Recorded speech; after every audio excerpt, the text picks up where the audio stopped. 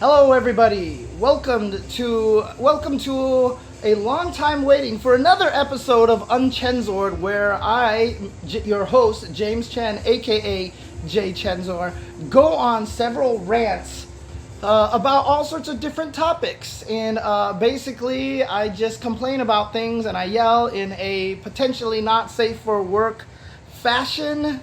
And today, things are going to be a little bit different. I've always done my Uncensored episodes from the basement Ultra Chen Studios, but I'm doing it from my living room this time. The first time that I'm actually going to be doing this from my living room.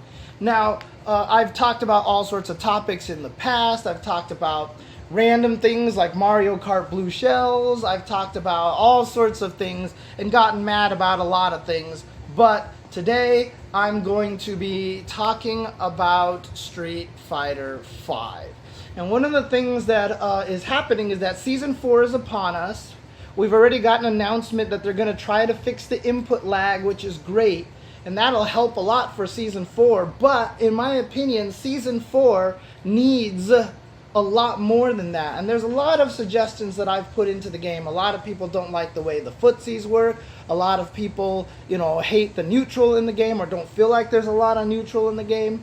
And I'm going to talk about a whole bunch of different things about Street Fighter V that, in my opinion, should change in Street Fighter 4, which will not get changed in Street Fighter 4, in Season 4. Because I really doubt they're going to implement anything I'm going to talk about. So what I'm going to talk about today, in particular, one of the things that I've talked about in the past that a lot of people don't seem to agree with is that I think Street Fighter V needs proximity normals, right? Now, if you guys don't remember what proximity normals are, from those of you who played Street Fighter 4, when you hit a button, you would do a different attack based on the proximity you are to the opponent. So why don't I actually show people an example of this? Let's turn on James Chen. Number 2. Oh, there's another James Chen, and he is delayed as hell. So let's change him again to the other camera. So the delay is not there. And we are going to hide this one here. And we are going to go over here where I am going to bring up a game like Super Turbo. So let's bring up Super Turbo here for you guys here. This is Super Turbo here. Whoops. Going back and forth between the Switch and the PlayStation 4 is confusing because the accept button and the back button are different as usual. Alright, so we're going to go over here and I'm going to pick myself some Ryu and I'm going to go up against Ken. We're not going to talk about better netcode and matchmaking right now. That's not what we're talking about today. I'm talking solely gameplay things right now. I'm talking about things that we need to fix in the gameplay. Now, in case you guys aren't familiar with proximity normals, here is Ryu from the Bayou, for example, right? Here in Super Turbo, I have light punch, light kicks, medium punch, medium kick, heavy punch, and heavy kick. These are my normal buttons. So for example, I'm just hitting heavy punch. This is heavy punch. However, if I get close enough to Ken, you notice that he does a completely different punch. Pow! I uppercut him in the face. Ugh! Uppercut. But from far away, I do this. Now, I think this should come back in Street Fighter V. A lot of people don't like this because people have complained about things before where proximity normals have a tendency, for example, to miss their opponents because they trigger the proximity when they're too far away, or you want the proximity and you're too close, etc. For example, Cammy standing strong is this right here, which can hit, but look, if I walk up this close, it triggers the close-up, and now all of a sudden I can't hit him with the standing medium punch. And oh, here we go. Here's my far standing medium punch. Oh, I can actually hit him with it, but if I get anywhere too close, it doesn't hit anymore. So this is why people hate proximity moves, right? Because I want to punch you with this one, and if I come too close, I end up missing here. So this is why a lot of people don't like proximity moves. This is not a problem with proximity moves. This is a problem with just really fucking bad programming, okay? You should not program a move that punches like this to do this punch this far away. You want to do it so it only punches when you're this close, not when you're this far away, okay? That is a programming problem that has nothing to do with proximity normals, because outside of this Cami proximity normal here, and the reason why I picked Cami in the first place, is really honestly outside of this button, there are very, very, very few instances in Super Turbo where proximity normals cause you this much problem. In fact, most of the proximity normals behave exactly as you want. Look at this.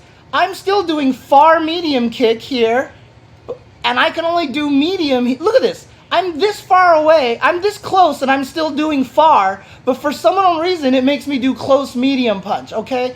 Different moves can be programmed with different thresholds for proximity. And all you have to do is make sure you code a move so it doesn't do this shit, okay? You can fix this. This is not a problem of proximity normals overall. Okay, this is not a proximity normal problem. This happened in Street Fighter 4, and it's just bad normal move usage.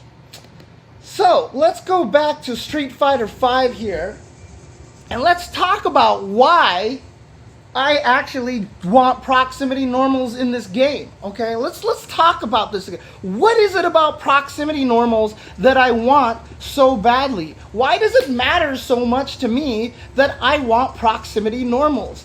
Well, I'll tell you why I want proximity normals. Because when you design a fighting game, you have to give them moves that serve a purpose, okay? You have to give your characters moves that serve purposes. And by not having proximity normals in Street Fighter V, they have reached the awkward situation where you have to come up with something for all situations here. So here I am at far away, and here's all my normal moves. These are not proximity. So for example, light punch, medium punch, heavy punch, light punch, medium punch, heavy punch. They're all the same move regardless of the distance I am from the opponent. Light kick, medium kick, heavy kick. Light kick, medium kick, heavy kick, right? These are all my moves here. These are all my moves. Are you guys getting lag? Are you guys getting lag? Because on my end, I'm not seeing any lag. It's lagging. So what part is lagging? Is it the audio that's lagging, or is it the video that's lagging? What's slow? And I'm definitely getting dropped frames. So I'm getting dropped frames. All right, let's do this. Akuma was lagging, huh? Akuma was lagging. Let's pause this. Let's close this. Let's close this. Close this. Let's see. So audio is good. The game video. Okay. I see it's back to green now. My OBS is back to green. I'm going to keep going. So here's my buttons at far away. Light punch, medium punch, heavy punch. Light kick, medium kick, heavy kick. If I walk right up next to Laura, you'll see that all these buttons are exactly the same, which means I have no proximity normals. I have no proximity normals in this game. All of my normals are the same. Okay? Now, the problem with this is you have to design these moves now so that you keep in mind moves that are useful for far distance and moves that are useful for close-up distance, okay? Generally speaking, light punches are going to be used for close-up distance. Stand medium punch here is kind of this weird gray area where it's like I can reach pretty decently far, but it's not super far, right? Heavy punch, obviously a far-ranged move, right? So we've got this far-ranged move over here. Light kick, it's a close range button because this is not going to do me any good in footsies, really. This is not particularly the most useful poking move. Medium kick, all right, we'll get to this button in a second. We'll get to this button. And then heavy kick, which obviously has some good range here. All right, so we've determined here that this is kind of a close-up button. This is a close-up button. This is a close-up button. This is some kind of ambiguous medium button, and these are long-ranged buttons here, right? So we have Street Fighter V where they're trying to overcome the use and need of proximity normals by giving us a good divide between the 6 buttons. I've got close-up buttons, and I've got long-range buttons.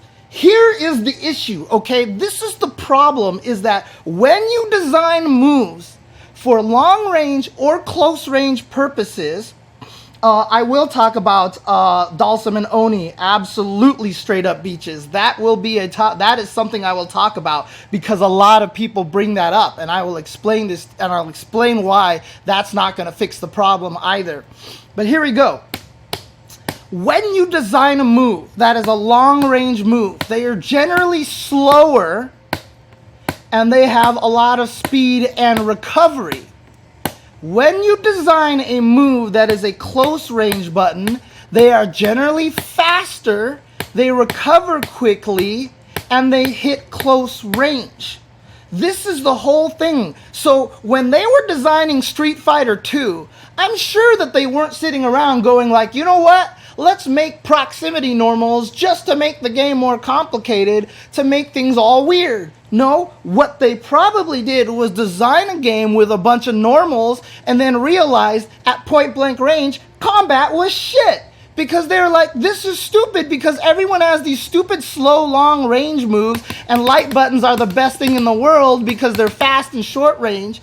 And they discovered that they weren't getting a compelling ground neutral game. So they intentionally said, you know what? I know how to solve this. When they get close, we'll come out with a different set of moves than when they're far away, because when you're close up, you need quick, close range buttons. When you're far away, you need longer range buttons as well. And so they made this distinction. Here in Street Fighter V, they decided to just, divide them up here. And so what happens is you end up with close range buttons. But the problem is, outside of, crouching buttons over here, from my standing buttons, I only have now 3 long range pokes. I have a standing medium punch, which is pretty decent for canceling, but kind of slow, a heavy punch that is really slow, and a roundhouse that is extra slow. So I have all these slow buttons, so what do? What do you do to solve this problem where you're like, well, you know what? We've got this medium kick here. This medium kick is really, really good. It's a close-up button, but let's actually turn it into a move that can also be used in footsies and is a poke. So this move hits hella far away for a knee that's supposed to be a close-up move, and it's super fast, and it recovers really fast. Because it's a close-up move. This is what you have to design close-up moves for. Close-up moves are made for close combat so that you have the ability to fight here. And if you make close-up moves super laggy on block, you're not going to use that button. If you make the button slow to start up, you are not going to be able to use it as a close-up button, right? You are not going to be able to use it as a close-up button. And the reason why I picked Laura here is because she used to have a great standing medium kick. This button used to be busted at 5 frames because it was a close-up move. So it was really good, and everybody cried about this button. So they realized that as a poke, it was too powerful in neutral because it's a close-up button. So what did they do? They slowed it down only by 2 frames to nerf it so it wouldn't be as OP. Now all of a sudden, people don't play Laura anymore. Laura was talked about in Season 2 as one of the absolute most powerful characters in the game. They said that she was super broken. A lot of people were complaining about this character. They nerfed this button, and just because they nerfed this button, and on top of that, the V-Trigger 1 changing to 3 bars, that's a big nerf as well. But this button, all of a sudden, a lot of Laura players just don't feel like she's effective in neutral, right? Now we go back to Akuma here, and Akuma has that knee. He has that knee that is super good and super buff. Right? And the thing about it, like I said, if you want to design a move like this so that it's not shitty as a close-up move, you can't make it particularly punishable. This move is only -4. And at this range, there's really not much you can do about that, right? Most people are not going to be punishing your knee at this range. So this turns out to be a really, really strong button in neutral. It stands you up, it's really annoying, it's hard to counter poke it because most 3-frame buttons are really stubby.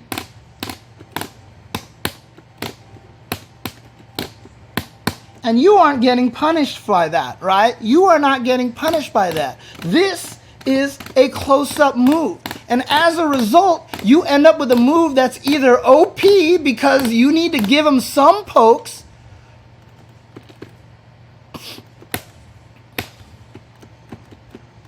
this used to be OP, or you change it so that now it's a little bit slower to start up and now it's not nearly as useful. And look at this, Laura still has all these little stubby buttons here too, and her other normals don't reach that far. She doesn't have a lot of great ranged normals here, right? This is her best ranged normal. But outside of that, she doesn't have very much good in the footsies anymore. The footsies is a little bit weak because the best range moves you have are your super slow and laggy buttons here. So she got hurt really badly in the footsie game just because they nerfed her close-up button to have far normal frame data. They changed this to be a far normal. This has a 7-frame startup, and Cammy and Karen standing medium kicks, in comparison, by the way, just for a frame of reference, are 8 frames, right? So there you go. There's a great example of that. But here's the thing, right? It's not even just Akuma. It's not even just Akuma. Like, let's go find some other characters about this, right? Let's go find some other characters that seem to have this problem as well. Some of the moves that people complain about, for example, and they complain about a lot of things about this character, is Cammy. Let's go to Abigail. Alright? Let's examine the moves that Cammy has here. Okay, let's examine the moves that Cammy has here. I have really good far range buttons here, you know, but then I have all, her light kick doesn't need to hit this far, by the way. It just doesn't need to hit that far. But this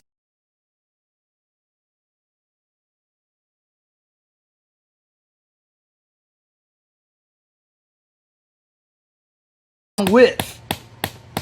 And keep in mind, this move is +3 on block. Why is this move +3 on block?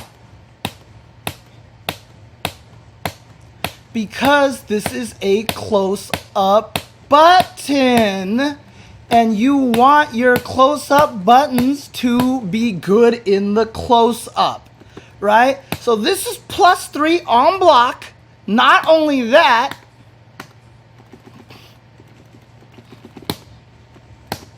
it combos into stuff because they wanted to make this her good poke and hit confirm button. They wanted to give her a hit confirm. Why is Cammy so good? It's because of this medium punch, okay? This is one of the biggest reasons why Cammy is so good, is because this button is ridiculous. On hit, I'm +7. Like, on hit, I'm +7. 7? Because this is a good close-up button. But due to Cammy's walk speed, this also becomes a good footsie poke. Because the entire game is played at this range and all your other buttons are hella stubby. One of the biggest complaints about Street Fighter V is that everybody has stubby normals.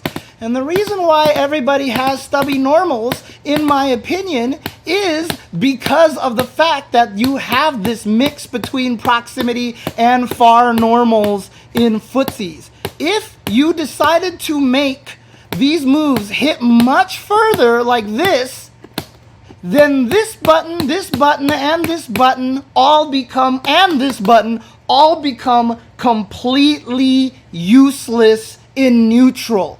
If this button hit at the range you feel like that should hit, like there, if this move hit at the range that you felt like it should hit, like there, then you would obfuscate all of these buttons here. And then your footsies would only have 1 button and 2 buttons. And that's it. That's it. That would be your whole footsie game because these other buttons wouldn't be useful in footsies. But you make the normals stubby because that means you can use these moves that are designed to be close range buttons in footsies. So not having a proximity normal obfuscates this as well, right? We've all seen Ken. We've all talked to Ken players. What do they complain about the most? Stubby normals, right? Stubby normals is one of the biggest complaints about it. And then so you shorten all the moves so that you have stubby normals so that this standing medium punch can be super good, and I'm +3 every time you block this because this is a close-up move. This is not a far move. Now, if I had a different stand medium punch that was a far range poke from here that actually could reach a little bit in between this button and this button. I mean, look at the disparity between these two buttons. There's this, and now this final hit. There's a huge disparity between those two. If I had a medium punch button that hit in between here, I could play a little bit more footsies, and if this only triggered when I was close up, then I would only get the benefits of this move if I'm right here. But if I get pushed right here, I shouldn't be able to have access to this move necessarily because this move is so damn good. It's +3. This should present to you the far standing medium punch right here. And so I can't sit here and whiff this. And then you can make the far standing medium punch have the ability to be whiff punished a little bit easier. Because from here, you're not going to whiff punish this move. And the reason why is because it's a fucking close-up move. You don't want close-up moves to be whiff punishable like that because if they are, then they're useless up close. You are trying to fight between a dichotomy of move types here. You have a far move and you have a close-up move. When you're close-up, it serves a hugely different purpose than when you're far away. You have two purposes of what your moves want to be. Again, I don't think that in Street Fighter 2 they were like, hey, let's just make close-ups and normals to make things really complicated and really annoying, right? The reason why they did that is probably because they realized they needed that dichotomy of move types. You need a difference between close-up moves and far moves. You need that kind of a situation. Now, there is a command normal here. We'll talk about that in a little second. I'll get to command normals in a little bit. But this is the problem. Now let's go to Abigail. Here's Abigail. We all know this stupid button here. It's +7 on hit. When you block this button, he does it like 3 times in a row. And you're scared. You're scared. You can't really do anything about this move. You have to respect it because on block, if I'm not mistaken, can I make the dummy block? I can't make the dummy block, unfortunately. But this button is super, super good. So now Abigail is in this position here where he has a close-up button that's also useful as a far button. Like this button should not be this good, right?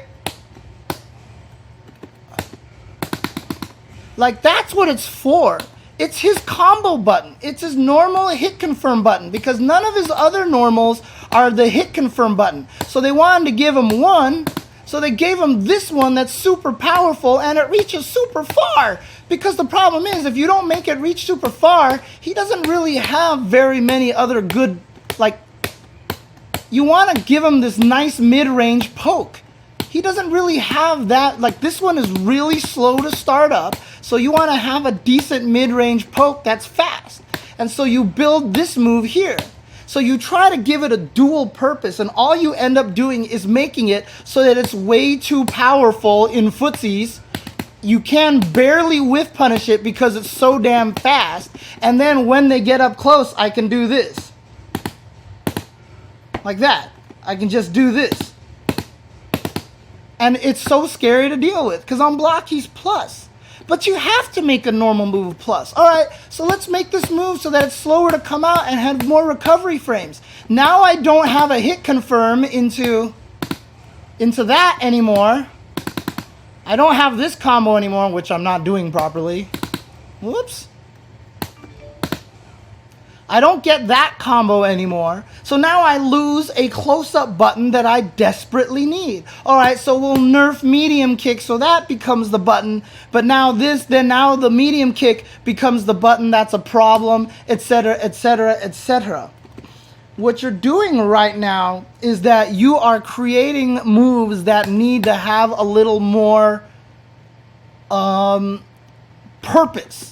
You need to have the moves be designed in a way so that they serve a distinct purpose. They're trying too hard right now to make moves do two kinds of things. And that is a problem in my opinion. That is one of the reasons why I feel like we need close-up moves. Because a lot of the problems turns out that these buttons are super good and you end up with situations where, like, okay, let's say we have Vega here.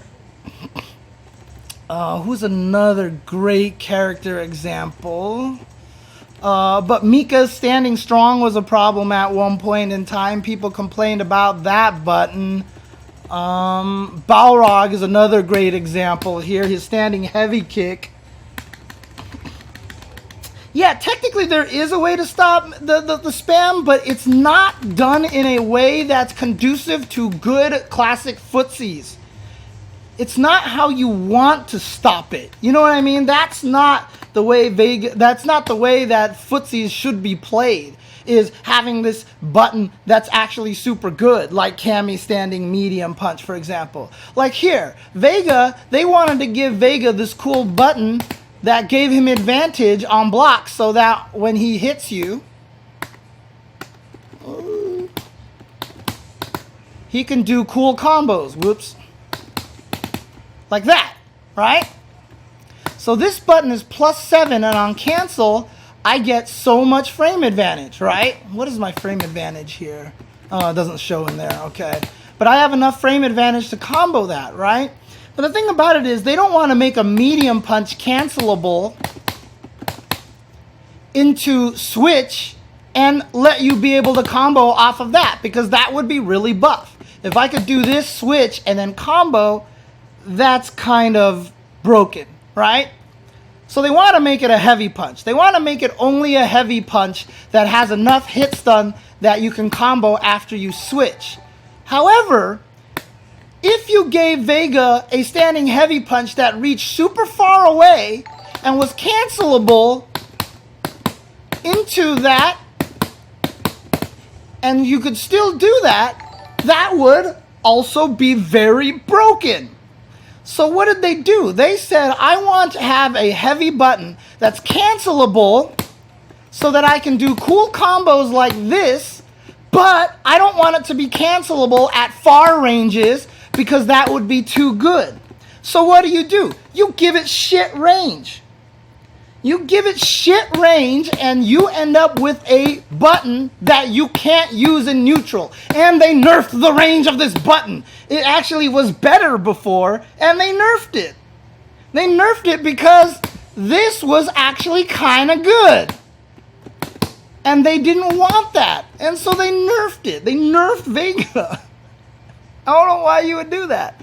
But so what happens is I end up in a situation here at this range where I have a heavy kick that doesn't reach far enough, and I have a medium punch that just pokes like this, and my heavy punch doesn't do anything in footsies. And so what? I have to rely on a slide? I have a stubby-ass medium kick over here? What the hell is this? So Vega, who is a character who is always designed to have the range, the crazy range that he's always had, and he doesn't have it. He doesn't get any of the range that he's always had because he can't have a standing fierce be really scary. Even his crouching fierce doesn't hit anywhere.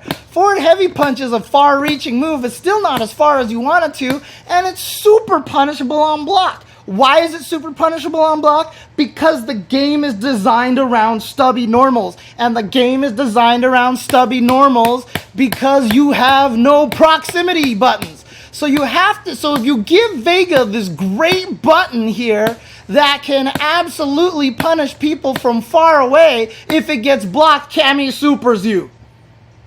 Okay, Chun-Li supers you. That's how negative it is. It is going to die.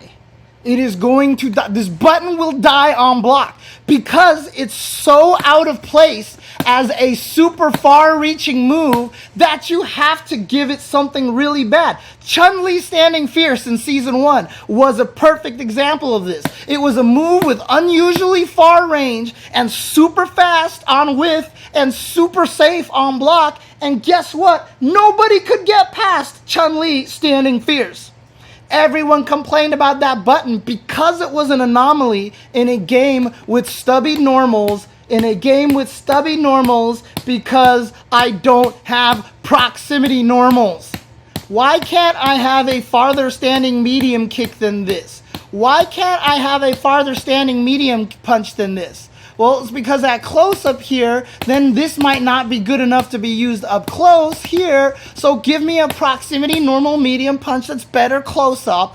And then just carefully tweak the moves so that they don't whiff when you come up close. Like if this was far fierce and this was close fierce, if close fierce is triggering here, just make it so it doesn't trigger there. Makes it so it triggers at this range only. And then it's fine. Right? So what we have here is a situation where the footsies are trying too hard to accommodate two different things with the same set of normals. And you just don't have enough normals for this.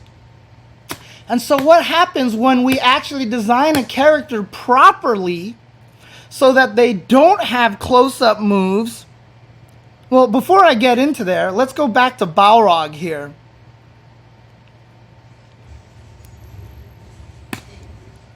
Let's go to Balrog here. Where is Boxer? Boxer, right here. Right? So, what happened? Here's another. Oh, yeah. This would, you would have to redesign a lot of the battle system. But in my opinion, Season 4 kind of needs that. Because at this point, with most games, like between Alpha 1 and Alpha 2 and Alpha 2 and Alpha 3, CVS 1 and CVS 2, and Street Fighter 3, the Second Impact, the Third Strike, the 3 series a little bit less, but most of the games have changed enough that it was fresh. And at this point in time, I think Season 4 needs something really fresh. And here we go. Standing heavy kick. This is a close-up button for Balrog because it's +7, right? They wanted to give him this really nice button here that could combo into other stuff because none of his medium punches are close-up buttons. Like, they don't link very well, right? Like, maybe this works here or something like that, but they wanted him to have a nice beefy button here. So they made heavy kick this beefy button here, and it's +7. But then they're like, you know what? He needs crush counters too. So let's make this his crush counter, and this crush counter doesn't reward him for anything. So let's turn on counter hit. So this crush counter doesn't really reward him for much. This crush counter launches him, so it's kind of awkward. But we want to give him a ground-based crush counter so he could do something like that, right?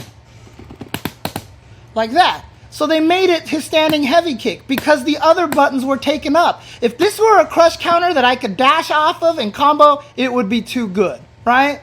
That would be too good, right? This one doesn't have any range. So they said, we'll make this one his uppercut punishing one so that he gets this cool combo off it. But it's a close-up button. This is a close-up button. You have designed a close-up button here specifically for the purpose of comboing on non-counter hit. Like so. So you get cool combos like that. But it was the only button left to be a crush counter. So you make this a crush counter. Now this becomes one of the scariest moves in footsies. Okay, let's lower its range. Let's make it so that its range is no good. Okay, now you've just taken away at least a decent mid-distance poke. Because this is not hitting anybody here. This is not hitting, but this will, right? And it's like right in between this. So between these three standing buttons, you've got long range, middle range, and short range for footsie stuff, right? So if I make this shorter range so it has the same range of this, I've taken away one of Balrog's useful footsie tools. So now because standing heavy kick is designed to be a close-up move and a poke move and the crush counter move, this move becomes a button that everybody complains about. And no, Apple for you, command normals does not solve the problem. Because why wouldn't I just hit back heavy kick? All right, let's talk about command normals. No, before I get into command normals, let's talk about Ken. Let's talk about Ken for a second here. Okay, let's talk about Ken.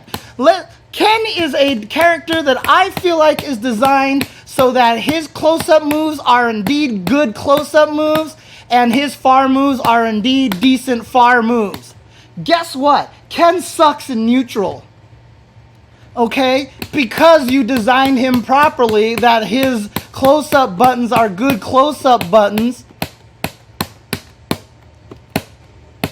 And as a result, he sucks in neutral because his cheapo medium button is back medium punch here, which is barely hit confirmable. And this button here, which has no range. So Ken has no range. The only button he has is this. This is the only button that he has that reaches a far distance. Right? Look at this. All of his normals are stubby. He can't hit you with anything. So he is properly designed to have proper normal moves. He is designed to have proper normal moves.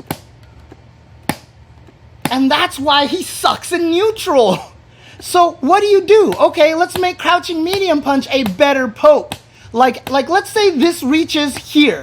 Let's say that hits from here. Now he has that Cammy standing medium punch. He has the Balrog standing heavy kick and all these things. And it would be great. All of a sudden, Ken would be that much better in footsies if this button was better over here.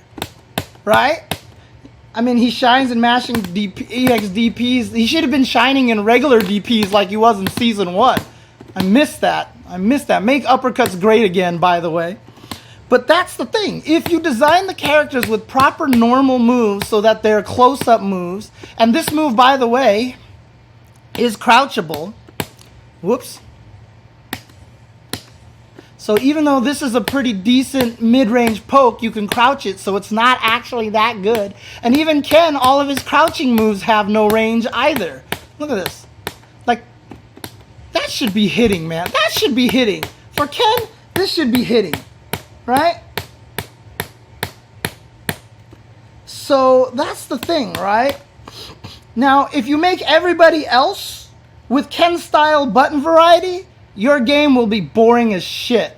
Okay? I'm going to tell you right now, if everybody could only hit everybody at this range, or had slow as molasses normal moves from far away, your game will be boring as shit, okay? And this button right here is not a great poke necessarily, because it's super slow and you really have to calculate this button, right? Everybody already has two short normals, just like Apple for you is saying. And if you make everybody Ken, it's going to be boring. So if you make everybody so they have longer range moves, now the ones that are like the medium, the knees, like Akuma, are going to be too powerful. So now all of a sudden you nerf those moves, and then all of a sudden at close-up, you have shitty close-up buttons for shitty close-up combat. You need the dichotomy. You need the dichotomy like this. Now, I know people are going to bring up other games like someone's trying to do, but we'll get to that. I'll talk about that as well little bit later on, because there's a lot of other games that don't have proximity normals and they're just fine.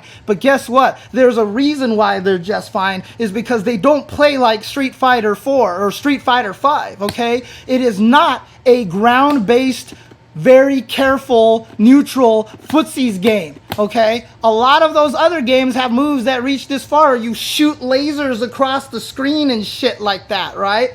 Laura standing medium kick I already brought up, Shogundo. That was a great move in Season 2. It was too good because it was a close-up move that served the purpose of a mid-range poke, so they nerfed it to mid-range poke frame data, and all of a sudden, it's not very good. It's not very good all of a sudden, right?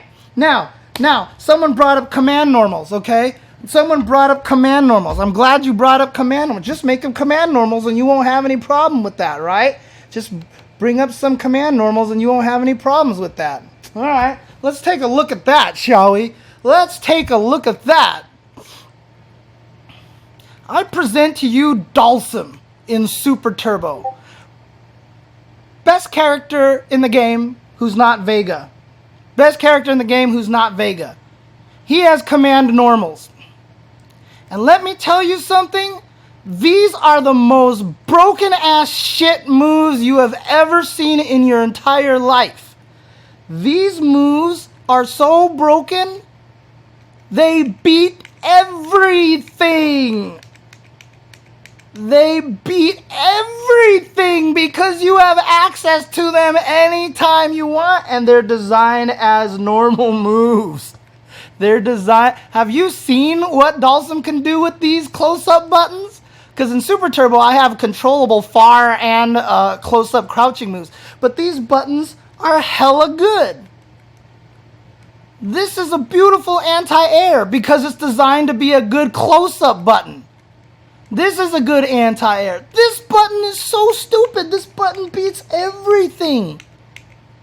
And that's because they are close-up normals. Now, this was back in Street Fighter 2, so a lot of people are like, well, they didn't know what they were doing in Street Fighter 2, right? They didn't know what was happening in Street Fighter 2. Well, let's go to Alpha 3 here, and I present to you Visum Sakura. Now, not every character in this game has close-up moves. In fact, many of them do not have close-up normals, right? Let's see, like, for example, I don't think Adon has close-up normals. Okay, so we have Sakura now. Visum makes it so that I can control whether I do close-up or far buttons. Heavy kick, back heavy kick. Heavy kick, back heavy kick, right? Oh, back heavy punch. This is a 3-frame button. It's designed to be a close-up button. And if you guys actually have seen high-level Sakura play, this is the button that's broken. This is the button that causes all the problems. It's this button right here. This is one of the most powerful normals in the game. And why? Because it's designed to be a close-up button. Right? It's designed to be a close-up button. And so when you give them the ability to control it, it becomes really powerful. Same thing goes for Akuma and Ryu's back roundhouse, which is designed to be a close-up button. So this is their heavy kick from far away, and this is their back heavy kick. It was designed to be an axe kick like this, but it wants to hit fast. It wants to hit fast.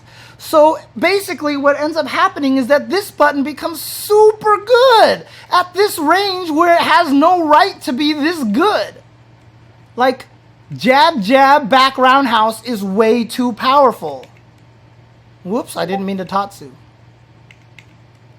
Like, oh God, I'm playing on a pro controller, so I'm sorry.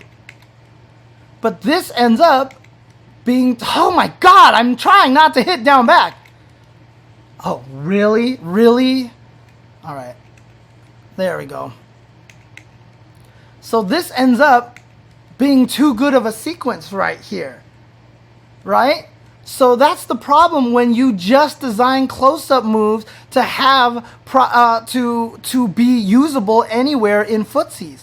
It turns out to be a really, really good button. And that's not what you want. That's a problem. You want a good variety of normal moves. You know, you want to actually have a decent set of normals so that you can actually play decent footsies. And that's the problem with Street Fighter V right now, is you don't have that kind of thing. You don't have that dichotomy of close range and far range buttons. And so characters like Akuma, characters like Sakura end up being two of the best characters in Alpha 3. And I don't think that that's necessarily a coincidence, in my opinion. I don't think that's necessarily a coincidence, right? So if you just made it so that they had command normals, you would have the variety of moves.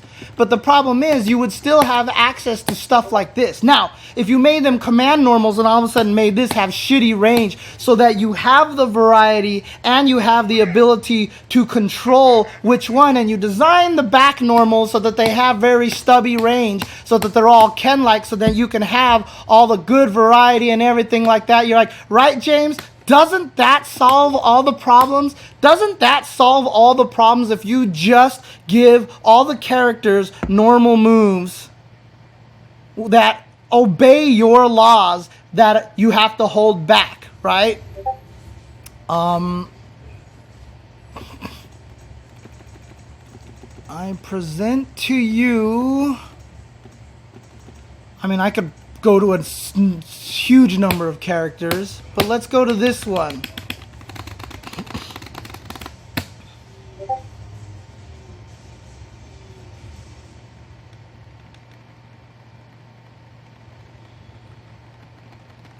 Alright, I'm Guile here.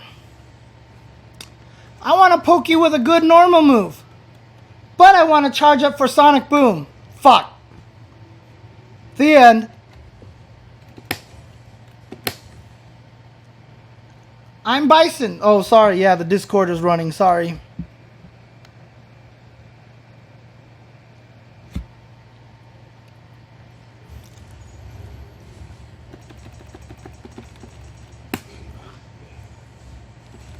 All right. I'm M. Bison.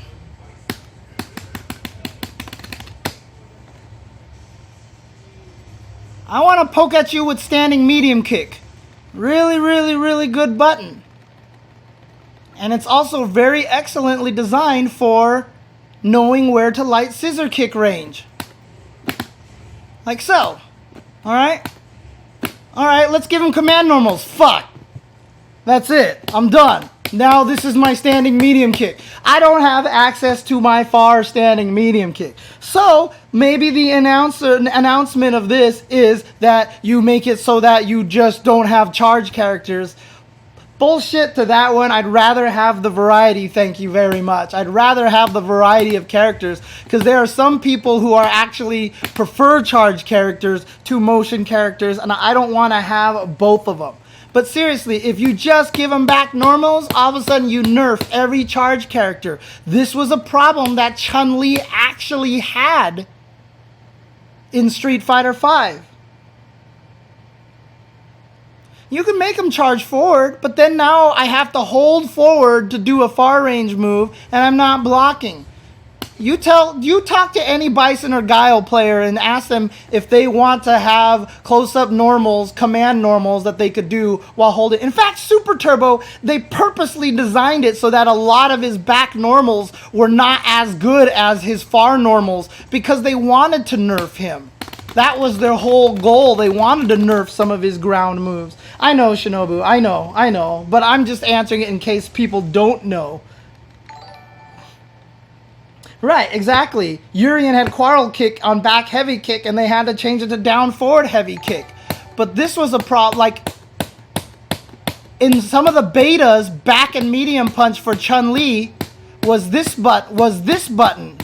This was only forward. But what they discovered is people wanted this move in poking, so they made this one back as well. But that just means when I'm close up, I can't do this move into and keep a charge at the same time, right? If I want to do this into Sonic Boom, I have to do crazy charge gymnastics as opposed to just holding back and hitting medium punch and doing sonic boom, right? Or just doing medium punch, crouching medium kick, sonic boom. I can't do it because they knew that this move was more useful while charging back. Well, that means at close-up, I can't use this and charge my sonic boom at the same time, right? So again, you have to have this fight between close-ups and far moves, and at the same time, it nerfs your neutral game, and it nerfs the normal game that you want to play here. And like this move used to be super good because look how far it reached. This is an unusually far-reaching normal. So they had to nerf this so that if you block this, Cammy can super you on block. And so it's just, you need to have the separation between far moves and close-up moves, in my opinion.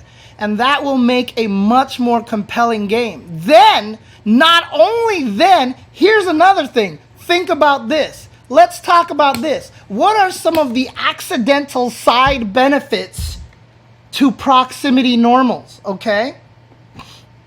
Let's talk about some of the accidental benefits of proximity normals and why proximity normals would actually fix a lot of things. Okay? Proximity normals may open up a bunch of OS bugs, but to be honest with you, there really wasn't any far close OS bugs in like Third Strike and in Super Turbo. There really wasn't many. The main reason why Super Turbo had any OSs with close-up buttons is because it was also a one-button throw. But here's a great example right here. Standing heavy punch.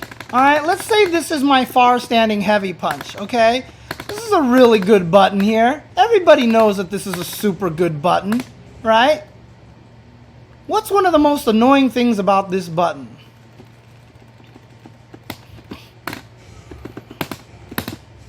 That stupid shit right there, right? Whoops, I didn't combo that. Oh, that's right, I have to charge it. Right? That stupid shit is really annoying. He gets so much off of this crush counter here, right? Now, what if I had this as my far and only my close-up buttons had the priority system attached to it?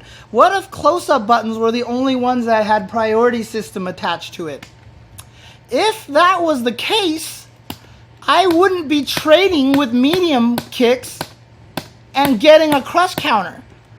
Balrog wouldn't be able to heavy kick your normals in stuff that should be trading, wouldn't end up in a crush counter, and you wouldn't end up in this really weird footsie neutral where you're scared to hit buttons because you have priority system and a crush counter system built into it. If normals were the only one with the priority system, which is what they were designed for, which was point blank combat priority system, so that if my strong hit your jab at the same frame, my strong would win, because they didn't want crouch teching to win, because they wanted to blow up close range fast normals. If only close up normals had proximity system based on them, we wouldn't have a weird proximity based normal footsie game, and we could play a normal footsie game at range. If there was still crush counter and I hit you during your startup, that's fine. But there's a lot of times you know that it's the priority system that's fucking you over in neutral, and it feels like you get robbed because you get hit and then he gets this kind of thing and then he supers and you die, right? So I just lost over 400 life because of long range priority system crush counter. Right? That's not what you want. That's not what you want in footsies. And I know some people are okay with the crush counter system being kind of like dangerous in footsies and stuff like that. But for the most part, most people I know don't like this, right? They don't like the priority system working about that way, right? So now you're scared to hit your medium kick poking button because it's going to lose the heavy punch because it's priority system. So if Karen throws out a standing medium kick and we trade, you get crush countered because they wanted to make the priority system reward you with the counter hit as well. So you get a crush counter, right? This could all be fixed if you just gave them proximity normals, and only the proximity normals had the priority system built onto them, because that's what they were designed for. They were designed for the close-up.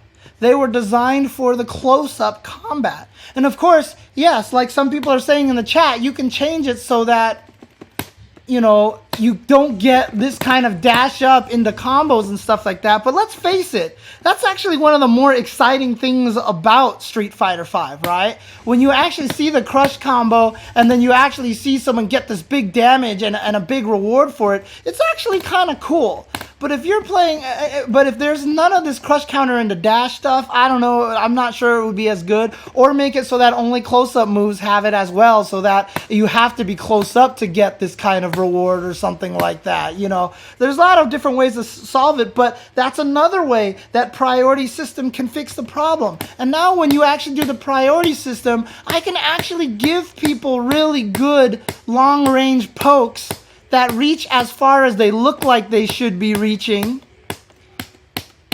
and then also give them good close-up moves at the same time. You have the ability to have the variety of both. Here's another great example, okay? Here's another tangential similarity that's not exactly the same thing, but kind of is the same thing. They want to make less buttons on the normals because they feel like it's too confusing to have too many buttons that activate at close range or far range. So let's say they did this simply to make it easier to play so you didn't have as many buttons. So they did the same thing with diagonal jump attacks and neutral jump attacks, right? Well, here's the thing. There's a reason why neutral jumping works so goddamn good in Street Fighter V. If you notice something, people didn't neutral jump that much in Street Fighter IV. They really didn't.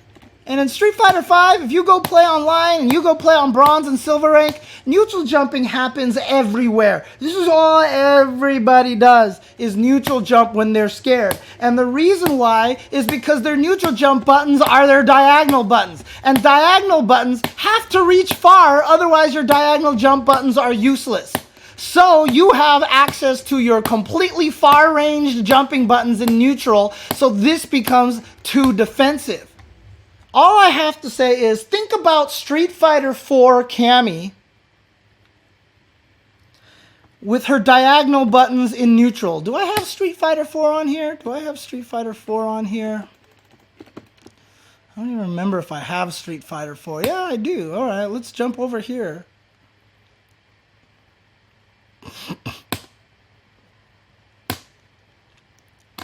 Wow, I haven't played that. Oh my god, no, I don't want to update it. Forget that. And you could crouch tech, that's definitely for sure. But I'm not even talking about baiting out throws, Mex Deuce. I'm just talking about, I've never turned this on. I'm just talking about in neutral, it's such a good defensive tool.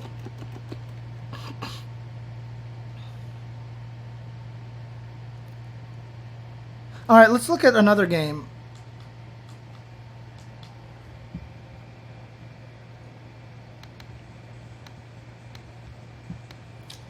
All right, let's look at another game while I wait for that.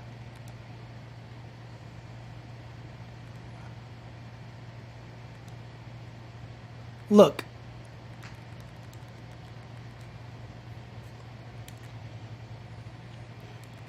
Shoto's here.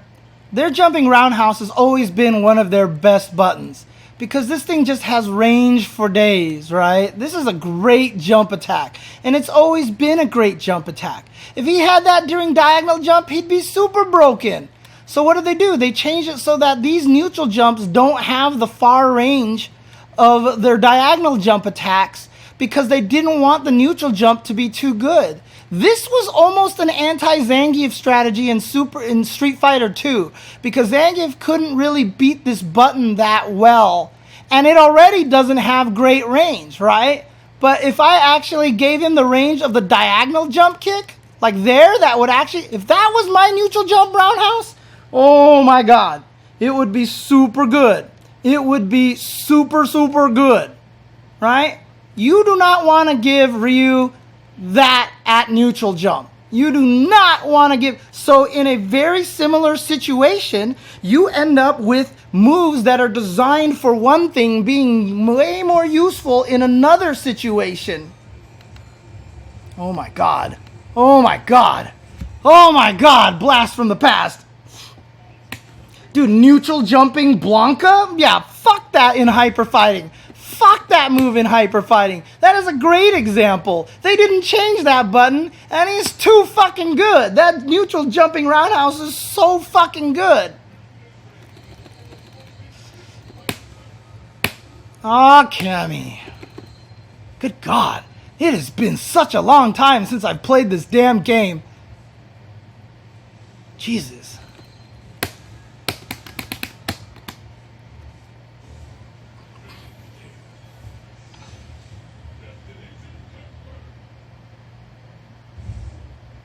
I want people to remember that Cammy's jumping roundhouse in Street Fighter 4 is probably one of the most broken jump attacks in the game, okay?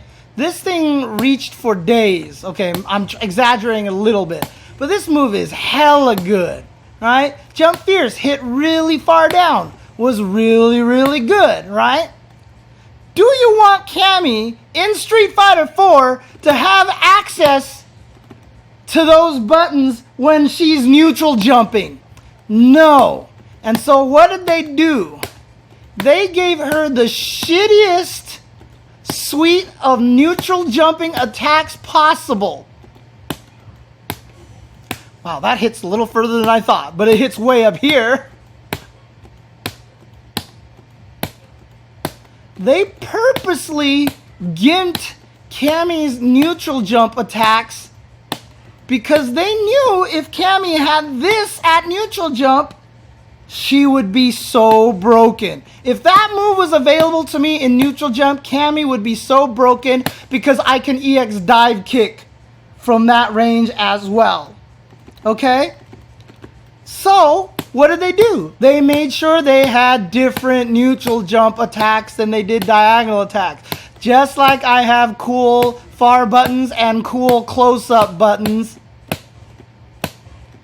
And see, this game did it right. I came this close, and I'm still doing the far punch here. I only come up close. Like, there are some ranges that it'll miss. But for the most part, they did Cammy normally, like far fierce, close-up fierce. But you see how they have very different purposes. This button is very fast. This button's very fast. This button's very fast. This button sucks, but we won't talk about this button. This is one of the worst normal moves ever in the history of fighting games. But you design different buttons for different purposes at different ranges, because now here, if I actually wanted to do cool things, you know, you can design moves to play specific roles. Can I still do this? Oh, I can't do it because it's fucking...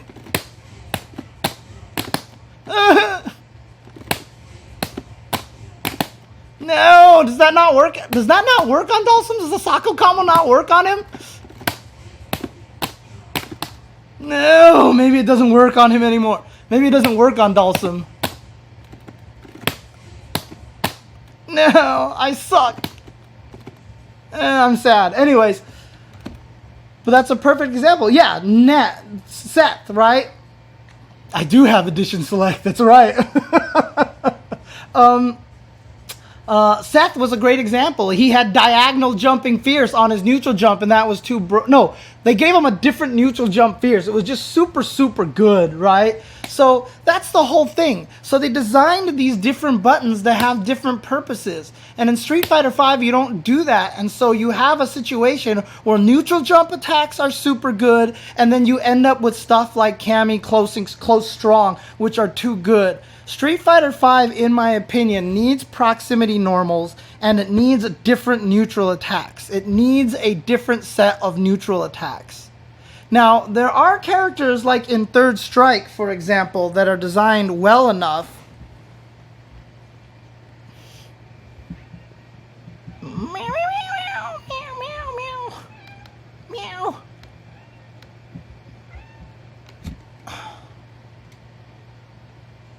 So you do have a game like this in Third Strike where you have characters like Dudley, like Makoto, designed well enough so that everybody has a neutral and back and everybody has a forward button, right?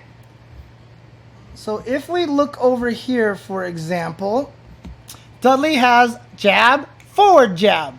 Light kick, forward light, well, no, okay, not light kick, but medium punch, forward medium punch. Medium kick, forward medium kick. Heavy punch, forward heavy punch. Heavy kick, forward heavy kick, right? Same thing goes for Makoto. Right? Makoto is light punch, forward light punch. Light kick, forward light kick. Medium punch, forward medium punch. Medium kick, forward medium kick. Heavy punch, forward heavy punch. Heavy kick, forward heavy kick. Right? Right? So a lot of people are going to ask me, what's wrong with that? Why don't we want to do that? Why is it not a problem in Third Strike? Why are you not crying about this in Third Strike? It works fine there. Because Third Strike has freaking parries. So it really fucking doesn't matter how good a normal move is. Right? The ability of Third Strike to basically negate anything that happens in that game with a parry trumps anything that happens. Same thing in Street Fighter 4 a little bit. Focus attacks kind of fucked up a lot of things like that, right? It changes a lot. If I had the ability to parry in this game, then it wouldn't even matter. Then who the hell cares about Laura's stand medium kick? Who the hell cares about Akuma stand medium kick? They're all the same goddamn thing, right? It doesn't even matter. It doesn't even matter. Yeah, and parries even balance crouch tech. Now, yes, okay, good point. Chun-Li is fucking broken with that back heavy punch because they designed it with just the most broken ass hitbox in the world. So that definitely was a problem. But that is a great example how even in a game with parries, a character with a controllable close-up normal can bust parries.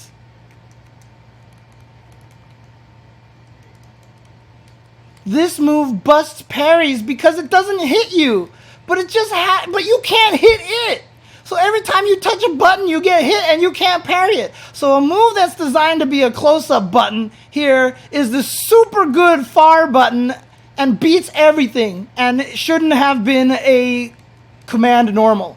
So you can see how this is just not the way to solve the problem. Command normals is not the way to solve problems. It is not the way to fix it. You are not going to fix things with command normals. You need to have this kind of situation. Now, a lot of people are going to ask me, okay, what about all these other fighting games, right? What about all these other, like Blaze Blue Cross Tag Battle, right? You don't even have close-up moves. You don't even have fucking moves at all. You have like literally 4 normal moves in the game, right? So why do they get away with that shit? Well, that's because you're shooting shit all over the screen and everybody has moves that reach everywhere, right? Dragon Ball's the same thing. You've got Ki Blast and you shoot things. Anytime you want to, you can vanish behind the opponent and hit them from the other side. So who the fuck cares how their normals actually behave, right? Guilty Gear Xrd Rev. 1, they do have proximity normals. Hello, they actually have proximity slash. There's a close slash and a far slash because they realized not having the close slash meant they didn't have enough normal moves in close-up range. So they gave everybody a close slash just so they had 1 extra button in that situation. So yes, they even had close range buttons. But for the most most part, most of the other fighting games, Marvel vs. Capcom Infinite, you're just shooting everything all over the screen. Right? Oops, hang on a second. Marvel vs. Capcom Infinite, you're shooting shit all over the screen. It doesn't even matter, right? It doesn't matter if you have close-up moves because you're not even fighting at that range half the time. Tekken 7, you've got sidesteps, you've got all this shit. You can do anything you want in this game. I mean, there's like 7,000 moves. So you're not at a loss of moves at all in Tekken, right? So that's the thing. And some people in the chat are saying KOF handles proximity moves well. That's cool. I don't play it. I can't say. Under Night and Birth doesn't have proximity normals, but you know what? They have chain systems. When you have chain combos, you also blow up proximity normals because then everything kind of turns into a dual purpose move as a combo extender or as a poke, etc., etc., etc. So that is why proximity normals does not, command normals doesn't solve the problem. And why? Most other fighting games, it's okay that there's not proximity normals. There's a lot of fighting games out there without proximity normals. The problem is they don't have the precision, and I'm not saying this as a diss to the other games, they don't have the kind of footsie precision that Street Fighter has. That's just a fact. Like, Street Fighter has a very distinct kind of footsie precision. Tekken has footsie precision, but it's a very different kind of footsie precision because you're so mobile. You can block while dashing. You can block while sidestepping. You have access to 50 different moves if you really, really wanted to. So it's different. In Street Fighter, you're committing to dashes. Walk speeds are generally slow, and buttons are kind of stubby, right? Look at Ryu. Look at poor, sad Ryu, right? Like, why is this crouching medium kick so pathetic? Why is this so pathetic? Why is this so pathetic? Give me a large range move. Give me a far range move here by making it so that I have close-up normals and far normals. So I have this whole suite of normals that I can use in every situation, right? And that's why proximity normals are useful. So, in summary, proximity normals solve everything. There's your summary. That's it. That's all I'm going to say. Because, no, seriously, the TLDR is that the moves are designed too much to serve two different purposes, and they conflict with each other. By adding proximity normals, not only can you move certain system mechanics to those that are not, that shouldn't be in neutral, but you also now have a control over a much more interesting neutral game to have thank you for installing that, Street Fighter 4. So you have a more interesting neutral game where you can have far range buttons because now you have many buttons to serve the middle range and the far range. And then when you're close up, you have those same buttons that can serve the middle range and the close up range. So now you have a suite of buttons that can accomplish both things. So now you have a more meaningful neutral game, and you're avoiding a lot of weird systems that are fighting each other. A lot of the problems in Street Fighter V's neutrals are a system of what they want working at close-up works better at far range. The priority system was designed to be a close-up thing. It works really good at far range. Crush counters were designed to be a close-up system. They work really well at far range. And a lot of these normal buttons like Cammy Standing Strong are designed to be a close-up button. They work really good at far range. So by adding proximity normals, you remove a lot of those problems. Now, like I said, a lot of people have brought up counterpoints, command normals, and all these other things I've gone through. You just have to go rewind back and watch all the other stuff on why I don't believe that solves any of the problems. So, before I take a break, because there are a couple of other things that I want to talk about in Street Fighter V, more things that I feel like, oh, shout out to Max. I didn't even see Maximilian subscribe. Shout outs to Maximilian. Look at that. Latest subscriber, Maximilian, dude. The reason why, does anybody else have any counterpoints in the chat that they want to bring up that goes against what I'm actually talking about here? Is there anybody in the chat that has anything else they want to say or bring up that I did not cover? Because I want to make sure I cover all the bases. This is just Game design 101. When you design a fighting game, like I said, I don't think in Street Fighter 2 anybody who made that game was like, let's make close up and far normals so we can make it confusing. No, they did it because they realized they need buttons with different purposes.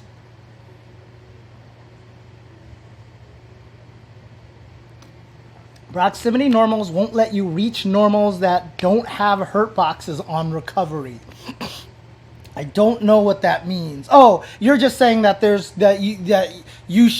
not going to fix the whiff punishing problem.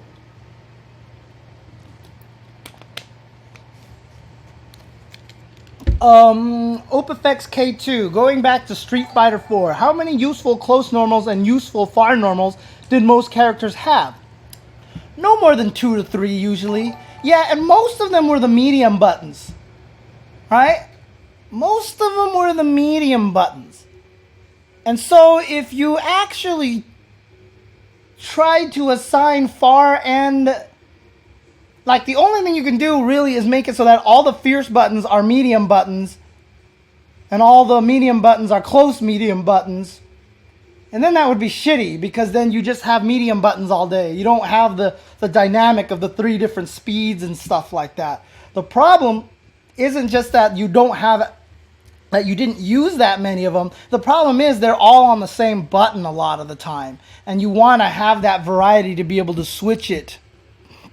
Do I think it's possible to make lots of command normals that aren't busted? You could make it so you have command normals that are not busted, but like I said, that doesn't solve the guile charging problem, right? That doesn't solve that issue, unfortunately. And then if you make it so that you have to hit forward for a bunch of buttons, then you don't have access to those while you're just asked out of half your moves while you're charging. So it's a nerf to charging characters where charging characters have had to deal with inherent system nerfs all the time.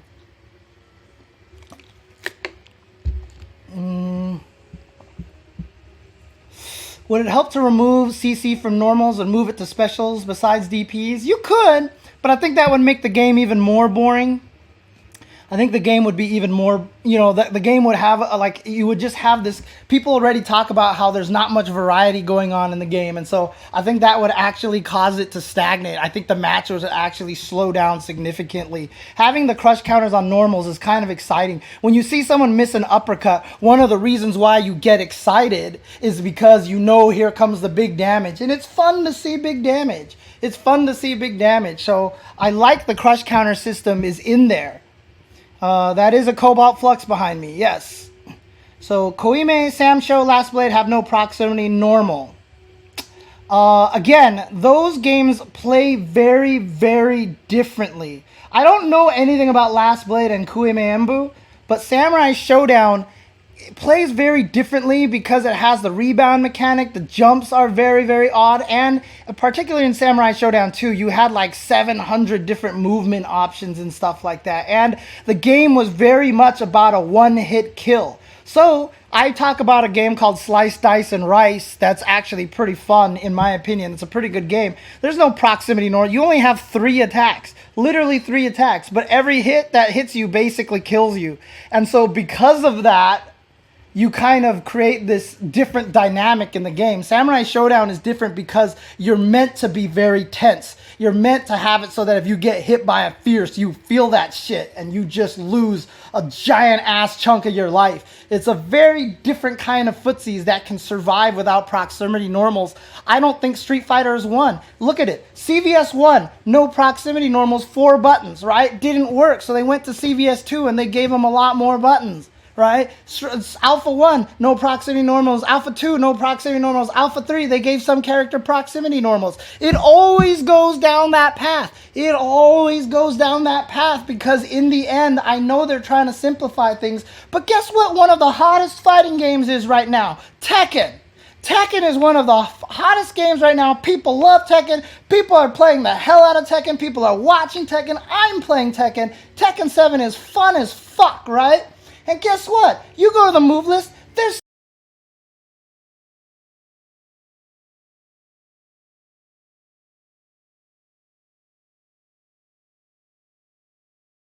Why is it that taking away moves like proximity normals is something that you think will help beginners? Why is that? When Street Fighter 2 first came out and we found out there were proximity normals, we weren't like, this is weird. Oh, interesting. So if I'm like, you just, oh, look, I have a move that's when it's close up and a move when it's far away, right? Like, dude, that's not how you make shit easier for people. Making less normals does not make things easier for people at all. Smash perspective here. I feel like the sheer freedom of movement you have really about spacing, and not only that, but the neutral is affected largely by the environment. Smash Brothers is not about this. Smash Brothers is not about this so much as Smash Brothers, if you have the island that you're standing on like this, if this is the platform that you're fighting on, Smash Brothers is about controlling this. Smash Brothers is about real estate. You're trying to control this location and keep the enemy all around through over here.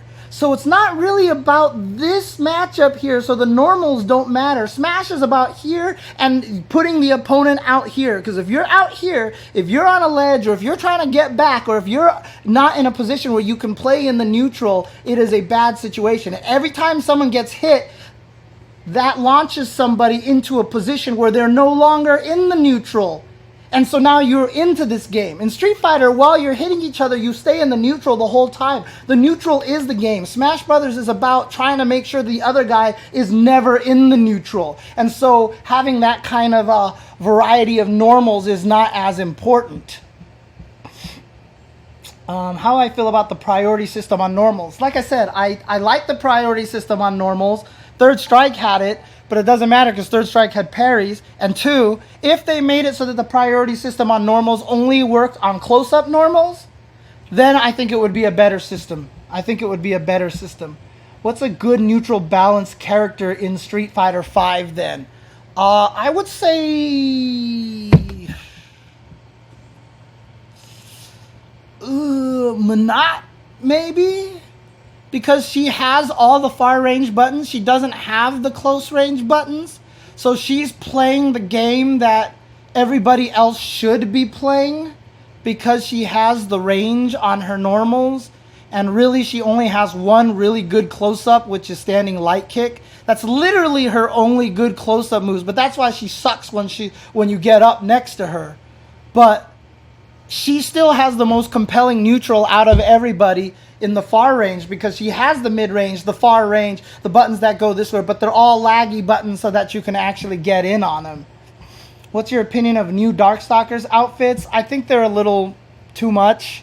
I would have rather seen the characters wearing like Darkstalkers cosplays than actually have the characters become those characters.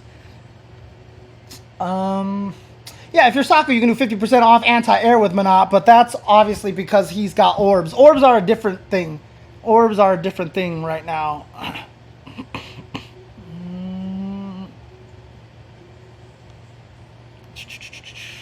Cap cops are coming after me, I guess. I don't know if I'm actually going to be streaming Soul Calibur 6. I'll definitely get it, and I'll definitely play it, but are you... Didn't hear any of your thoughts after read the question. Sorry, Master PPV. Shit. That was a long answer, too, that I gave. I'm sorry. Do you guys want me to repeat my Smash answer, or did you guys get a good understanding of it? So, but Soul Calibur, I will play for a little bit, but because I'm spending so much effort learning Tekken, I don't know if I'll have the and Blaze Blue Cross tag, and I wish Eunice, and I wish Guilty Gear. I don't know if I'll have time to play Soul Calibur. That might be the game that might actually drop from. That might be one of those things that I can't do. What I was saying about Smash Brothers, just to sum it up really quick, is that the game is not about neutral. When you hit each other, you guys don't stay in neutral. When you hit someone, they fly away. and so you break the neutral. Smash Brothers is not about this battle of neutral like here with Ryu and Cammy walking back and forth. Smash is about knocking someone off the stage, controlling the center of the stage, and keeping the opponent on the outsides. So that's why that huge variety of normals isn't as important. And almost everybody has crazy projectiles that reach really far away and stuff like that. Yeah, I will play Soul Calibur on launch for sure. I will play it on launch for sure. David Lee Roth or Sammy Hagar? I couldn't tell you right now, Super Moose. Honestly, I honestly couldn't tell you. Okay, so before I go on to a couple of other ideas that I have, I'm just going to throw out for things that I want to change in Street Fighter V. That'll be a short section. I'm going to take a quick break. I'm going to run some ads. And so if you guys have any ad blockers, if you guys would be willing to turn off the ad blockers for me, just to help me with some esports pennies, would be appreciated. If you want to follow the stream some more people want to follow the stream. If you want to support streams like this, more UNCHENSORED streams, more streams like the one that I did yesterday, in which I got 2 subscribers to play each other in a 2 out of 3 match in Street Fighter V. I commentated it and then analyzed it afterwards and gave them advice on how to get better. I went after specifically silver and bronze players, so I'm trying to help players. If you want streams like that, if you want more of the one-on-one tactics like I had with L.I. Joe, you know, because if I invite people onto the stream, I'm buying them dinner because as a thank you. So, you know, those kind of streams are not going to be cheap for me, especially if people want to go get expensive ramen and shit like that. But if you guys want to support me, subscriptions are always appreciated. If you got a gift sub last month, it's only $1 to resubscribe if you switch it to automatic resubscribe renewal. But a little bit of that helps. Also, donations help, bits help. And if you guys want to get cool swag like this shirt right here, Street Fighter V characters here. I mean, the artwork is super cool. Really, really nice shirt over here. If you want to get this kind of cool shirt here, you can go to 86ed.com. 86ed. 86.com. Right there, you can see there. Thank you, Zoidberg. Wow, thank you for the 1,000 bits. Much appreciated. But you can see right down there the link that I come on, tinyurl.com/86jchensor. That will be an affiliate link that will bring you to 86.com. And if you buy anything on that website coming from that link, I will gain part of that profits. Thank you to, what was the last subscriber that I just saw? Crap! Bring up Streamlabs. Thank you for the 400 bits there, Dark Requiem. I don't have the woo here, right? I don't have the woo here. You know what? Every time someone subs on my stream during UNCHENSORED episode, I'll yell out, "Suck my nuts, assholes." And if you sub on my... Oh, there we go. Oni Ramen. Oni Ramen, suck my nuts, asshole. There, that'll be my thing on UNCHENSORED. So there you go.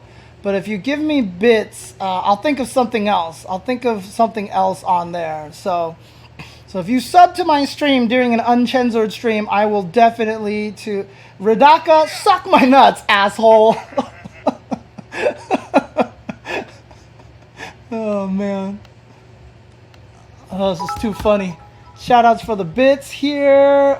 More from Kite Music, 200 bits. Thank you very much. You donated $5, VTN Wesley. Thank you for that. Dude, I should just make that the notification sound so I don't have to say it. Although I could say it just because that way, at least I can put the person's name on there. Dude, I think I do need a suck my nuts asshole sub, right? An emote. I need to make that. Shit. Okay, I need to do that. Okay, 200 bits, thank you very much. But I'm going to take a break. If you guys can turn off your ad blockers for just a little bit, I will be right back, and I will read off some of the other subscribers and stuff like that that I missed earlier on stream when I come back from break. Be right back, guys. Bah! Be right back. Oh, let me run some ads.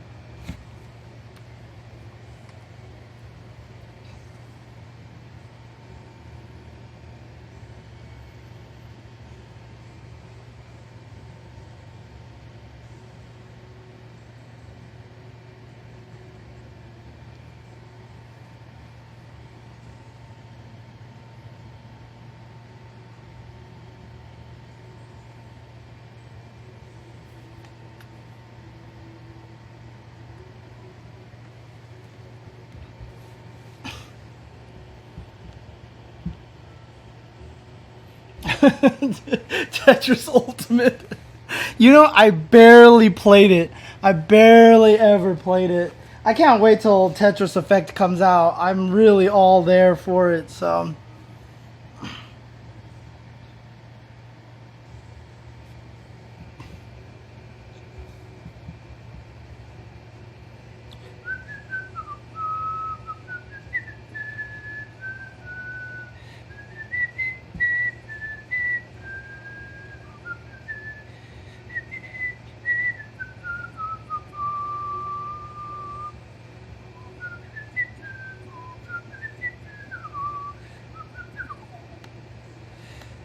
Yeah, I mean, a lot of the other Tetris games just don't do well. It makes me really sad. I mean, I feel like the Tetris company just needs to start making their own games. Just start programming their own Tetris. Okay, the ads are done. So, pew, there we go. All right. Let's see if I can get this Streamlabs to work here.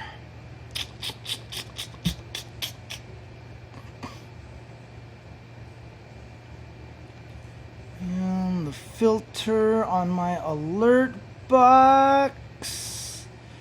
Here you go. Here's all the subscriptions. So, okay. So today, 2 hours ago, thank you, Ho Muffin, for the 100 bits. 1 hour ago, Master PPV. Suck my nuts, Master PPV. Maximilian Dude, 23 minutes ago. Suck my nuts, Maximilian Dude. 8 minutes ago, suck my nuts, formerly unknown. And shout outs to You Still Have Zoidberg for the 1,000 bits cheers. Actually, 1,000 bits deserves a you suck my nuts, You Still Have Zoidberg. And then VTN Wesley donated as well, so suck my nuts, VTN Wesley. And then Dark Requiem gave me 400 bits. You know what? Dark Requiem, suck my nuts, asshole. And then Oni Ramen also with the subscription, suck my nuts, Oni Ramen. And I already did Radaka, and Kite Music just gave me 200 bits and subscribed. So you know what? An extra suck my nuts, asshole, to Kite Music. There you go. There we go. Clipped and sent to Max. Nice. Good stuff. That'd be awesome. I need him to retweet that shit. That'd be hilarious.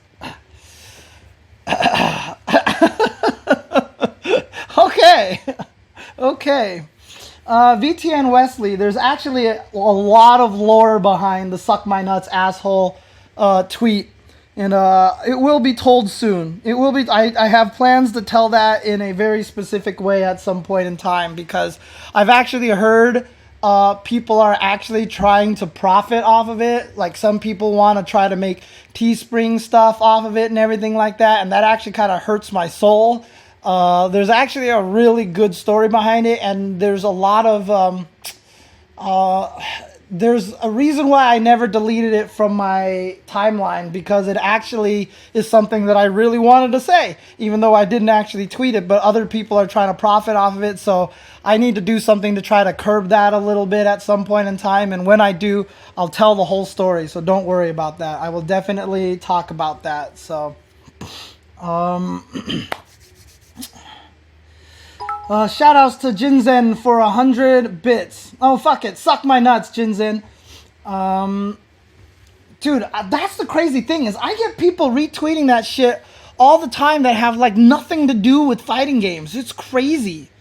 It's crazy. Well, Weijin, that's kind of maybe the solution right there, is profiting off of it myself. But at the same time, because of the lore behind it, I don't feel good about that, which is kind of why I want to talk about the lore behind it and stuff like that. Don't worry, something will come soon. It'll come soon. It'll come soon at some point in time. So, if you don't know what suck my nuts asshole is, Radaka, I apologize for telling you to suck my nuts. But it's kind of it's a social media inside joke.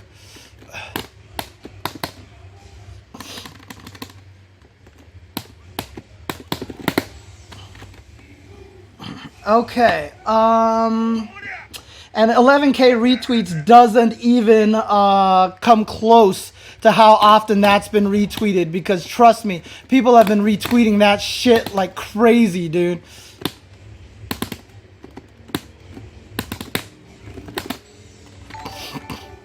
Okay, so two more things that I want to talk about in Street Fighter V. I'll make these ones shorter because I don't want to take up too much time, so maybe another half an hour talking about these ideas. But one of the things that I want to talk about, and it wasn't just about proximity normals, that was the main crux, because I had a lot of people tell me that proximity normals were not the answer, and I kept telling them that they're necessary, and people are like, why not do this? And so I just wanted to give a big, talk about my reasoning and logic behind why proximity normals are necessary. Here's a couple of other things about Street Fighter V that I would like to see changed, and these would change the game a lot. But what I think is a problem for Street Fighter V right now is that there is a great discomfort in playing the game. And I'm not saying that because of the skill gap problem. I'm not saying that because, people hate the neutral or whatever like that. But it's because of this kind of situation on the knockdown. The knockdown situation in Street Fighter V is very uncomfortable. Even as someone as calm as ultradavid has said, when he's knocked down, he starts to panic in this game. There's a weird panic that overcomes him when he gets knocked down in this game. And the reason why is because once you get knocked down, it's really just a rock, paper, scissors game. Am I going to meaty you? Am I going to throw you? Right? So it's either going to be throw or it's going to be meaty. Oops, wrong button. It's going to be meaty and then I get damage off of that. Or it's going to be, it's going to be shimmy, right? It's like the RPS of knockdown. And by the way, suck my nuts, Socrates. So there's a little bit of an RPS in there, right? Now, Fudo Stamps was bringing up a point that, there are safe jumps and unblockables. It's kind of like an RPS as well. And just like in Super Turbo, right? If I knock you down in Super Turbo, I can like low short and then throw you, or I can try to go for meaty, or I can go for a cross up, and now you're in a mix up, etc., etc. But the problem with it is, the reason why it's so much more uncomfortable in Street Fighter V is because once you get knocked down, that's it. You are in the direct RPS. That's it. You have to know exactly what to do. Weirdly enough, in Super Turbo,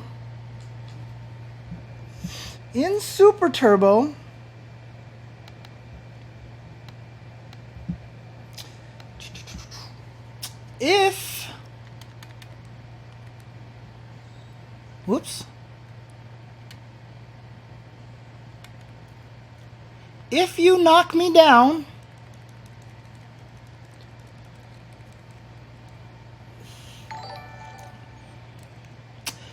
in Super Turbo, if I knock you down and I wanted to throw you as soon as you got up, I can't. Now, there is kind of a weird, like, it might happen once. I might throw him as soon as he gets up, but because there's a little bit of a random factor. But for the most part, you can't throw someone when they get up. So if Ken decides to block when he gets up, there is literally nothing I can do to take advantage of that except maybe go for an overhead if I'm Ryu or Fei Long, which is like 2 of 3 characters that have overheads, right?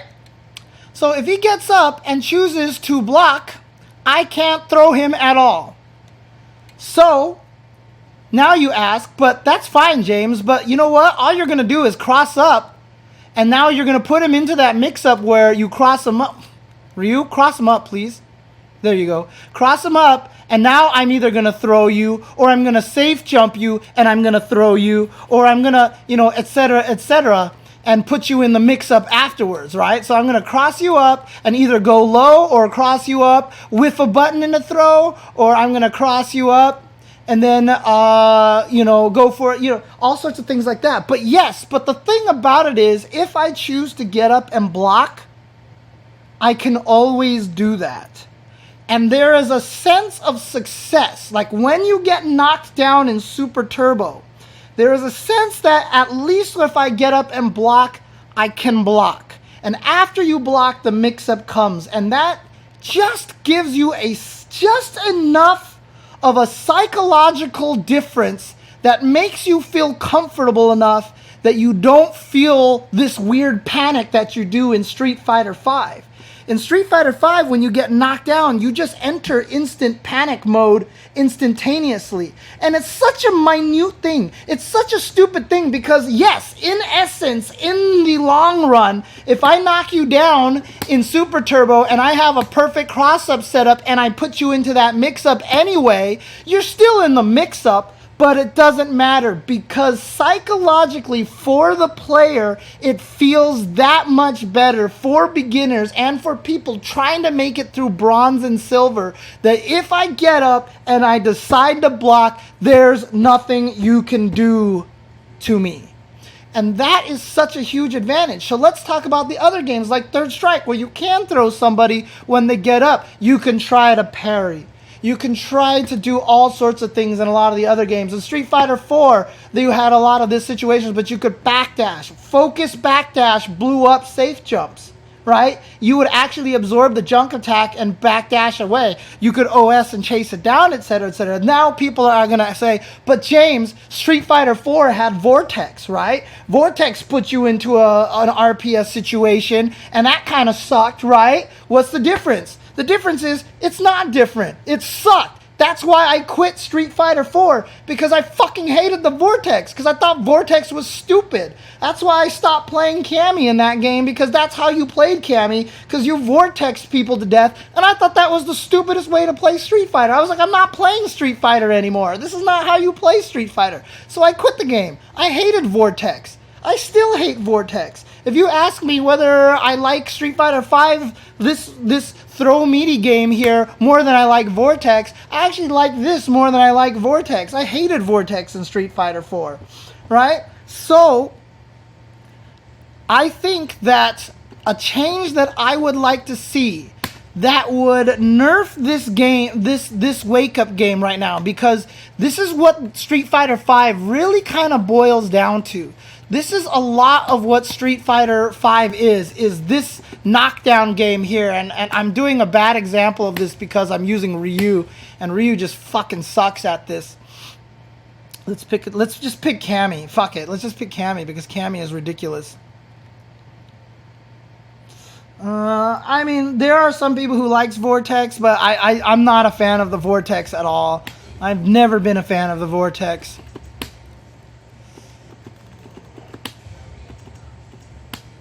I'll beat up on Ryu instead. I still think Ryu is the worst character in the game, to be honest with you.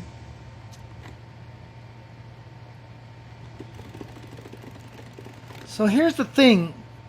Once Cammy knocks you down, especially if you're in the corner, shit just gets scary because even if you have a wake up 3 punches, so let's do normal recovery. Let's record a wake up action. I'm sure standing light punch is already here by default, but I'll do it anyway.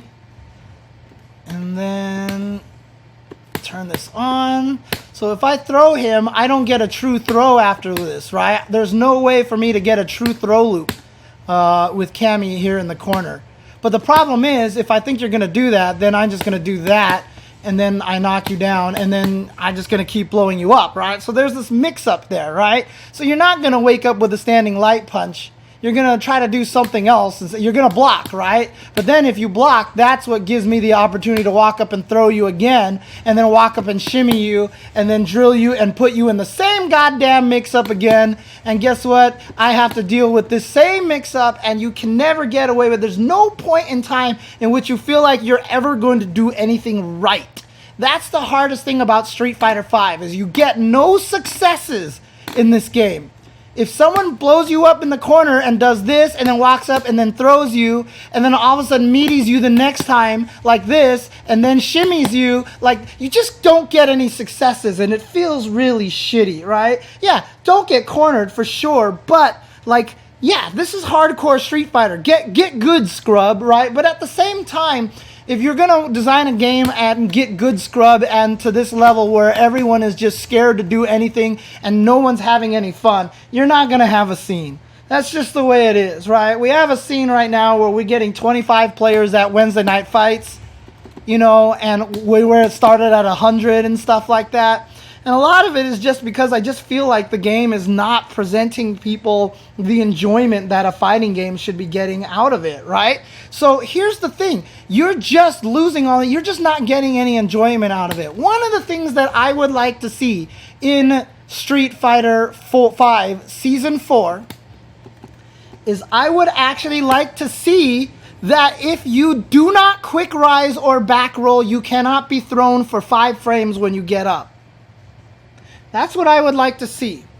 If you do not quick rise or back roll, you cannot be thrown when you get up. This is a change that I would actually like to see. And the reason why for this is because this will give beginners an option to not do anything and block when they get up. And sure, Cammy's broken because I have fucking light kick that just leads to stupid mixing. Cammy's broken, okay? So let's not talk about Cammy. But if you make it so that if you do not wake up and now you can not be thrown when you get up. Why is this a good idea? Why is this fair? The reason why it's fair is because if you read that they are not going to get up because they don't want to deal with that game, now you finally get the Street Fighter cross-up game back. If I predict that you are not going to quick rise because you don't want to subject yourself to that mix-up, now I can get a cross-up. I can get a setup. If I'm Laura, I can actually throw a meaty fireball at you and get some little dirty mix-ups on you or something like that. You can set yourself up. If I'm Cody and I'm in V-Trigger and you don't do a quick rise, I'm going to throw a rock so that it's going to drop on your head and put you into a nastier mix-up, right? And so that's why I think it's kind of a good mix-up. Guile can throw a meaty sonic boom and knee at you and all of a sudden do the meaty mix-ups. You're going to get a lot of the cool meaty mix-ups that you don't get unless you get a crush counter sweep, right? But now if you open that up and make it so that if you don't get up, and so what happens, the reason why I think that's going to be kind of a compelling mix-up here, a compelling situation, is because the timing in which you expect them to quick rise, if they don't quick rise, I don't think you will properly. So for example, after a drill with Cammy, if they quick rise, dash up, stand medium punch is perfect timing, right? So if they do not quick rise and I do that,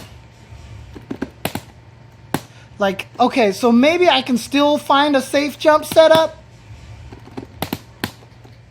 But regardless of being able to find a safe jump setup, unless I'm in the corner, I probably can't get a cross-up setup.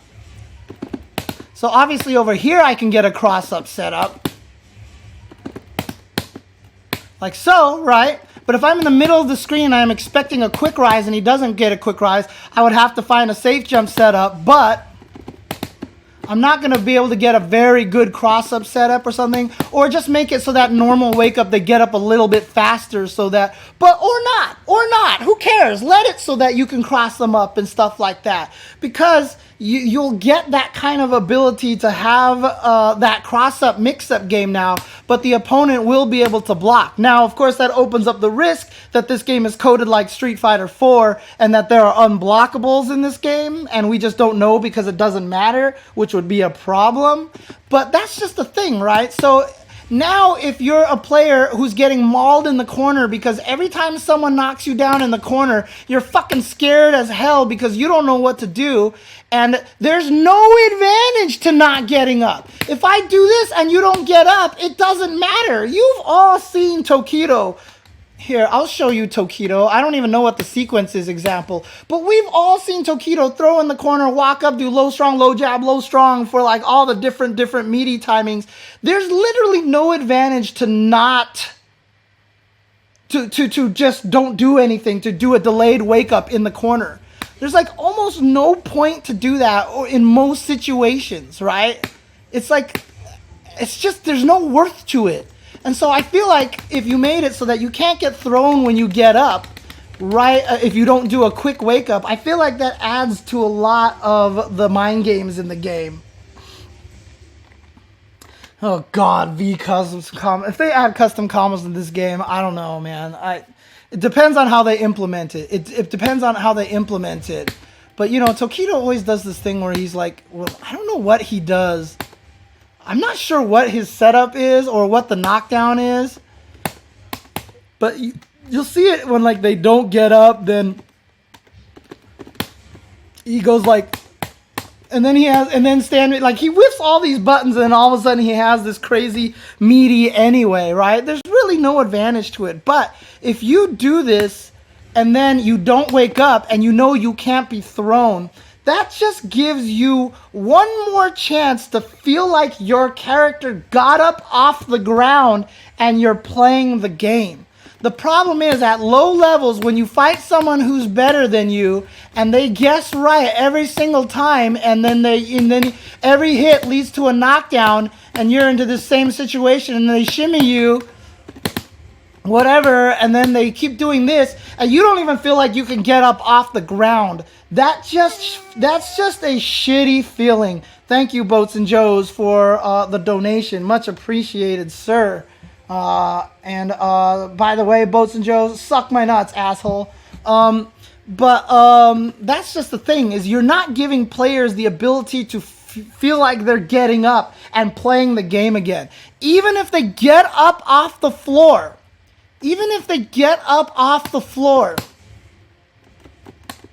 and block that, that's enough to make players feel like they're playing the game. And that's just a better feeling. And that's just something that makes people feel better about the game. And so I really, really feel like that's a change they need to add into the game, is to make it so you can't be thrown if you don't do a quick rise. And of course, if the enemy predicts that, then they get cool, evil setups on you. So like if they predict that, then I can just be like, woo, and then I can throw an EX, oops, not an EX air firewall, but I don't know if Akuma has a cool way to set this up, but you know, stuff like that. But you still get up and block, and you're put up into a mix-up, but it still feels better than just getting knocked down repeatedly no matter what decision you make. So if you choose to not quick rise and you can't be thrown when you get up, you get at least that. And then it feels like you're playing the game a little bit. And in my opinion, I think that's something that I would add to Street Fighter 5 in Season 4 that doesn't necessarily break the game or things to change. Oh, yeah, no problem, Nuru Tazder. Thanks for hanging out. The other thing, the wake-up game in Third Strike is very different because pairing. And I'm going to get into that right now, actually. So the last thing I want to talk about here is another thing that I'd like to see change in Season 4.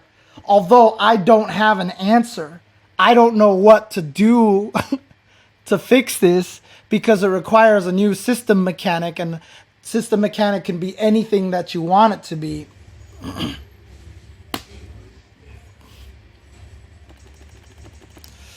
Let's say, who do I want to be? I always use Karen as an example, so I'll use Karen as the example here.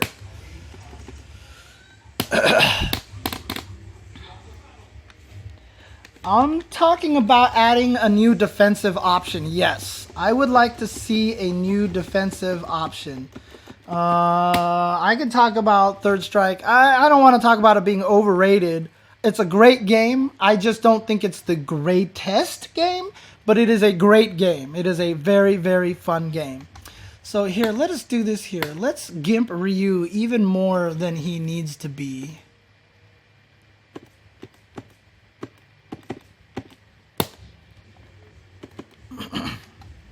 And let's set him to all guard. Okay, and then I'm going to set him to crouch. Alright, here we go. If Karen decides to do this, and keep in mind, crouching medium punch is +2. If Karen decides to do this to you, and this is one of my biggest issues of Street Fighter 5, And it's compounded by input buffer. Input buffer is not going away. If I could get rid of input buffer, I would get rid of input buffer. But that's not going away because there's too many one-frame links in this game. And I think a lot of people would be mad. I have a theory that you should make it so that input buffer only works if the enemy is in hit stun. That's how I would fix it, but I still think people would be mad about it because that's also what makes frame kills after knockdown super good. I just don't like input buffer in Street Fighter, but like I said, that's not going away. But here's the thing. If Karen decides to do this, and thanks to input buffer, I will almost never not get the frame perfect timing. If I do this and Ryu has no meter, there is absolutely zero things Ryu can do. There is absolutely nothing you can do about this. I can't jab, I can't uppercut, I can't jump, I can't special move, I can't do anything. I can't do anything. And so, in the end, it actually makes it so that Street Fighter V, in my opinion, is one of the hardest Street Fighters to learn. Because as I was doing the lesson yesterday and I was talking to the two players who played on my stream, I was like, well, you can't do anything after this because this is plus. You can't do anything after this because this is plus. This is minus. You can't challenge here. Blah, blah, blah, blah. And they're like, oh my God, I didn't know that was plus. I didn't know that kind of stuff like that. But the problem is, you have to know that this is plus 2. You have to know this is plus. If you don't know this is plus 2, you have to know. And there's nothing in the game that's teaching you about plus frames and turns, right? So in other words, the only way to learn Street Fighter V is if you understand frame data. I don't think you can Fierce DP that. I don't think Fierce DP reaches the invincibility frame fast enough. But regardless, I mean, that would be a Ryu specific thing, right? If I did that to like Cammy, I don't think Cammy can actually do that. All right? The frame viewer thing is great, actually. I love the frame viewer thing. But the problem is, there's nowhere in the game that tells you what that data means. There's nothing that tells you, yeah, it's spreadsheet fighter. I've said this about this game. This game is far too scientific. If I get a knockdown like this and I don't know what buttons to whiff to get a perfect meaty, I'm not playing the game right. I was telling the people on my stream yesterday is that every time you get a knockdown or a situation, you have to know exactly what you want to do in that situation because it's repeatable every single time. Street Fighter V is less a game about playing with your heart than it is playing with math. Street Fighter V is definitely much more math fighter than it is heart fighter. And that is one of the things I don't like. So if I do this, there really is nothing you can do. Maybe you can backdash, but it's not a winning response.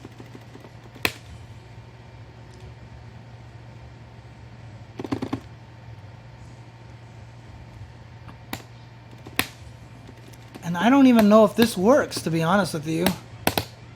Okay, so you can backdash a little bit. So there you go. That's one way to solve this problem, but I don't know if that's such a great idea because then people can chase you down off of that. But that might be the best way to do that. That might be the best way to escape this. Who knows? Maybe people need to backdash more in the middle of these things, to be honest with you. But in general, there's really not much you can do about that. And the reason why, in my opinion, that's a problem. So okay, to answer your question, Eva the Beva, or whatever, however you pronounce that. To answer your question, is that block strings are not a problem. Block strings are not a problem. Block strings are in every fighting game. However, in every fighting game that you can think of, practically, you can always disrespect the frame data without meter. This is true for almost every fighting game out there. There's nothing wrong with frame data. There's nothing wrong with block strings. But if I really felt like disrespecting your frame data, I 100% can. You get the opportunity to try something. And yes, part of it is like playing like a scrub, to just mash uppercuts in between block strings and stuff like that. But again, top players won't lose to that. And it's a bad idea in the first place, but it allows players to feel like they're doing something more, and you can play more by the heart than anything else. In Street Fighter 2, you could throw people. Throws are one frame. Everybody had an uppercut. Fuck, if Ken decided to uppercut, you would block it, and he's safe on block. Ken is fucking safe on block after his uppercut against most characters, right? You can't do anything about that. So you can throw or uppercut in Super Turbo, right? In the CVS series, I could roll. I could uppercut as well. I could just defend, and I can parry. In all the Third Strike games, I can parry. In Street Fighter 4, I could focus. I could backdash, right? Some characters could still uppercut FADC if they didn't, well, obviously that costs meter, but there's always a way to disrespect the frame data. And, it does sound like that I'm talking about mashing and feeling good about it, but that's not what it is. It's about being able to just play and do things that feel right at the time. But if I'm Karen and I walk up and do this, absolutely, there's nothing you can do. And that's not even a true block string, right? It's not even like that, like a true block string where you're just stuck in block stun. It's just you literally can't do anything. So if you block this, it automatically all of a sudden becomes this fixed mind game that that's like already pre-written for you. You know what I mean? And so that's why I was sad when they removed the invincible uppercuts from the game. I understand why, because having 4 characters being able to disrespect the frame data that nobody else could disrespect made them good. I don't think that's what made them top tier, to be honest with you. And they died just as much for it in this game because of the fact you can crush counter uppercuts really badly. So I don't even think it was that big of a deal, but I would have given more people uppercuts, frankly, to be honest with you. So I actually not a fan of that. Yeah, but like I said, without meter, there's nothing you can do. There's nothing you can do without meter. And Ryu, maybe he can, because he has the parry, he can do something about it, but most characters can't do anything about it. But in almost every game, you can always disrespect the frame data. In Super Turbo, I'm playing Super Turbo. I don't know what the fuck the frame data is. I've never known what the frame data is. In Third Strike, I don't know what the frame data is. I don't have to know what the frame data is. I don't care. All I know is that when this move comes out, it comes out at a certain speed, and I can try to parry that shit. Right? Who the fuck cares about the frame data in those games, right? I don't know Super Turbo frame data. I swear to God, I do not know Super Turbo frame data. I still don't know what's plus or minus in half the situations and stuff. So I actually had to go look up some frame data recently to figure out how fast Cammy's crouching medium kick was, because I actually didn't know. And that's the thing, is when you want to play Street Fighter V, you have to know frame data. And I think that's a problem. By implementing a new mechanic that can disrespect the frame data, I think would help a lot. And it doesn't have to be an offensive thing. It doesn't have to be an uppercut or a throw or a parry that turns the tides. But if there's just something like V block, like if you hold down back and then hit the V skill buttons, it's something that makes it so the enemy gets pushed a little farther away in between, so that you have some sort of option, or a V jump, so that you automatically, like, you can't get hit out of pre-jump frames on the ground, that you spend a block, or I don't know, just something. If there's just something you can do in there to disrespect it. I was even thinking like maybe having a V block make it so that you build more meter if you block. So now it feels like you're rewarding yourself for having to block those kind of things. So do I feel like older games would be played more scientific if they were released today? I think there's part of it that would be more scientific, but at the same time, I don't care who you are out there, you are not going to beat Mike Watson in hyper fighting with your science. Like, There's freaking training mode in 30th anniversary. Science the hell out of hyper fighting all you want. Science the shit out of that. You are not beating Watson, who doesn't know shit about frame data, who doesn't give a crap about any of that stuff. That's my point, is that Street Fighter V, science is like the only way to play that game. It's very hard to play this game with your heart, except for someone like Manat. And I know a lot of people hate Manat, and I'm sorry, but this is why Manat's my favorite character in the game, because she doesn't give a shit about knockdown setups. She plays this interesting footsie game. She's not playing Street Fighter V. She plays something very different, and she plays very from the heart, because you can't throw out fierces a lot. Throwing out fierces a lot with Manat is a read. It's an emotional read, and I want more of that. I want that kind of thing in the game, to be honest with you. So I'm not saying I want only emotion and no science in the game. I want a good balance between the two, and that's what makes fighting games brilliant, is that when you have something like Street Fighter 4, you can have someone who plays with your heart as much as Daigo and Justin and Marn and a lot of other players did. And then you could have the science guys like Infiltration, like Laugh, like those kind of players. Like, you could have those players who science the shit out of games, and they can both be successful. I don't feel like the heart players can be successful in Street Fighter V. I really just don't. I don't think it's designed for them as well.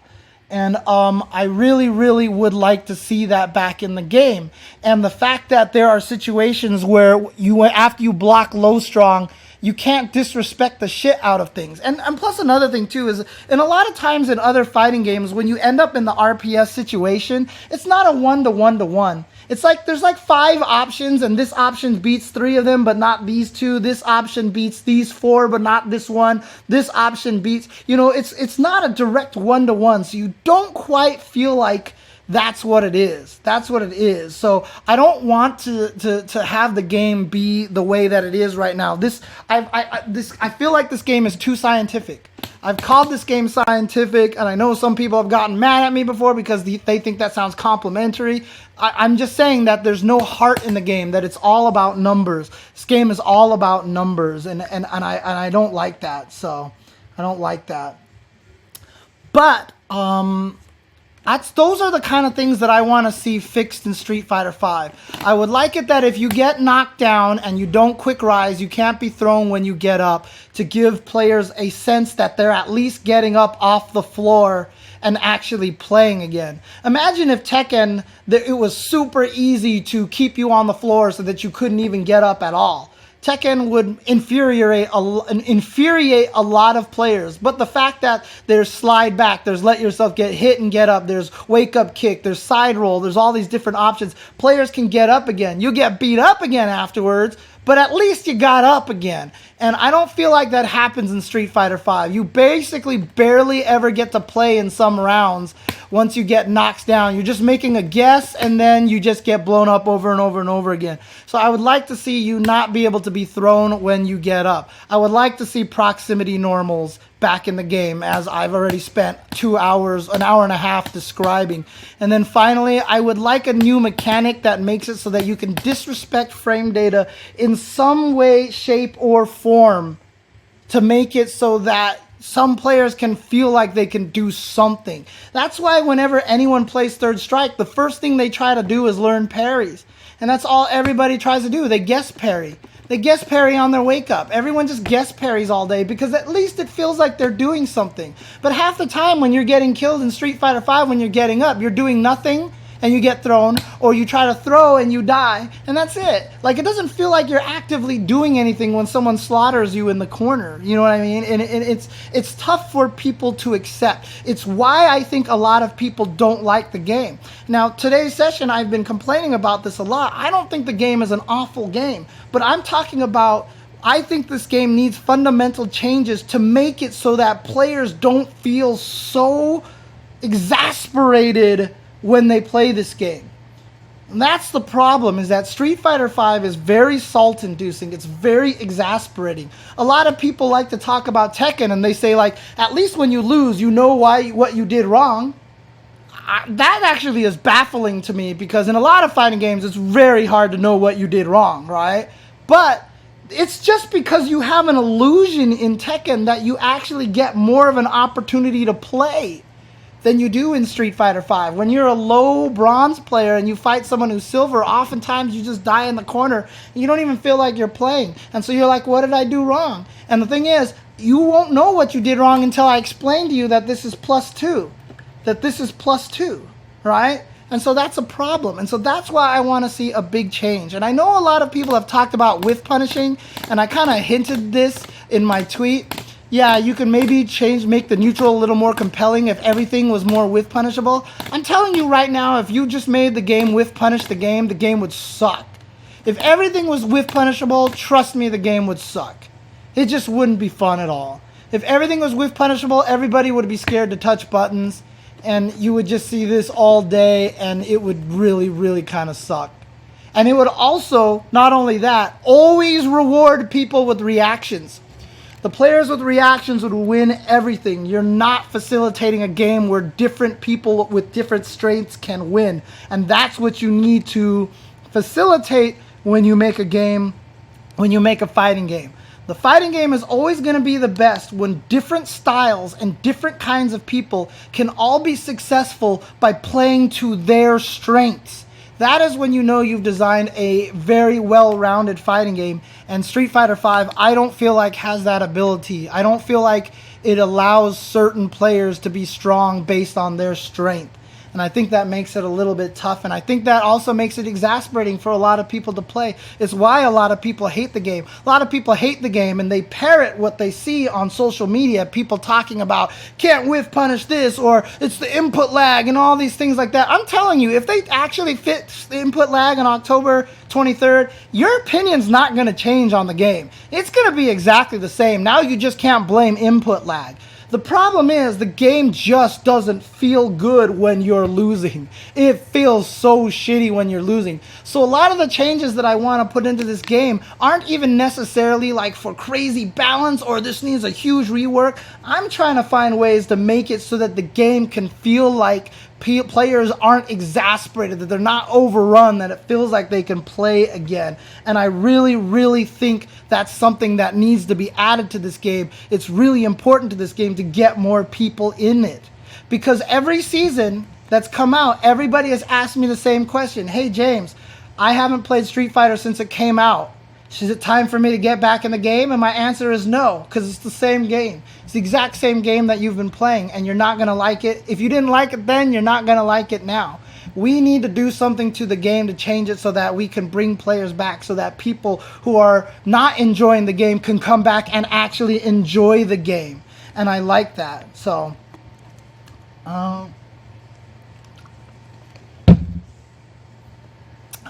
like a lot of things about the game. I mean, to be honest with you, I like Manat a lot. The thing about Street Fighter V, like, I can't say necessarily that, oh, I love this, because I do in my heart think it's a little bit weaker than most of the other fighting games. But the thing about it is that there's so much in the game that's just on the cusp of being a great game. Like, if they just changed a few things, all of it's just gonna fall into place. Like, I imagine it as like imagine a jigsaw puzzle that's all made out of squares, and only squares. There's no interlocking pieces, right? That it's all just like squares and stuff like that. And so you have it perfectly set up as a picture. Someone came along, someone who put it all together, but they didn't have the OCD. And some of the tiles are crooked, and so there's cracks and all this stuff all over the place. You can still see the picture, but if you just tightened it up, like got like a ruler and pushed on all the sides and squeezed it all together and worked all the cracks out, all of a sudden you have this beautiful masterpiece. And that's how I feel Street Fighter V is. There's so much about the game that's good, but I feel like it's lacking a lot of things that's great. It needs more great than it has right now. And honestly, I don't think it's even that bad, because in my opinion, I still think it's one of the more balanced Street Fighter games. I know a lot of people don't think that this game is balanced, but they haven't played a lot of the old fighting games, which are just, the balance is a nightmare in so many of those other games. And so I feel like Street Fighter V has a lot of strong potentials, a lot of good things here. I think a lot of the newer characters are starting to become really interesting. God, I just wish they would fix Falk's graphics. Jesus Christ.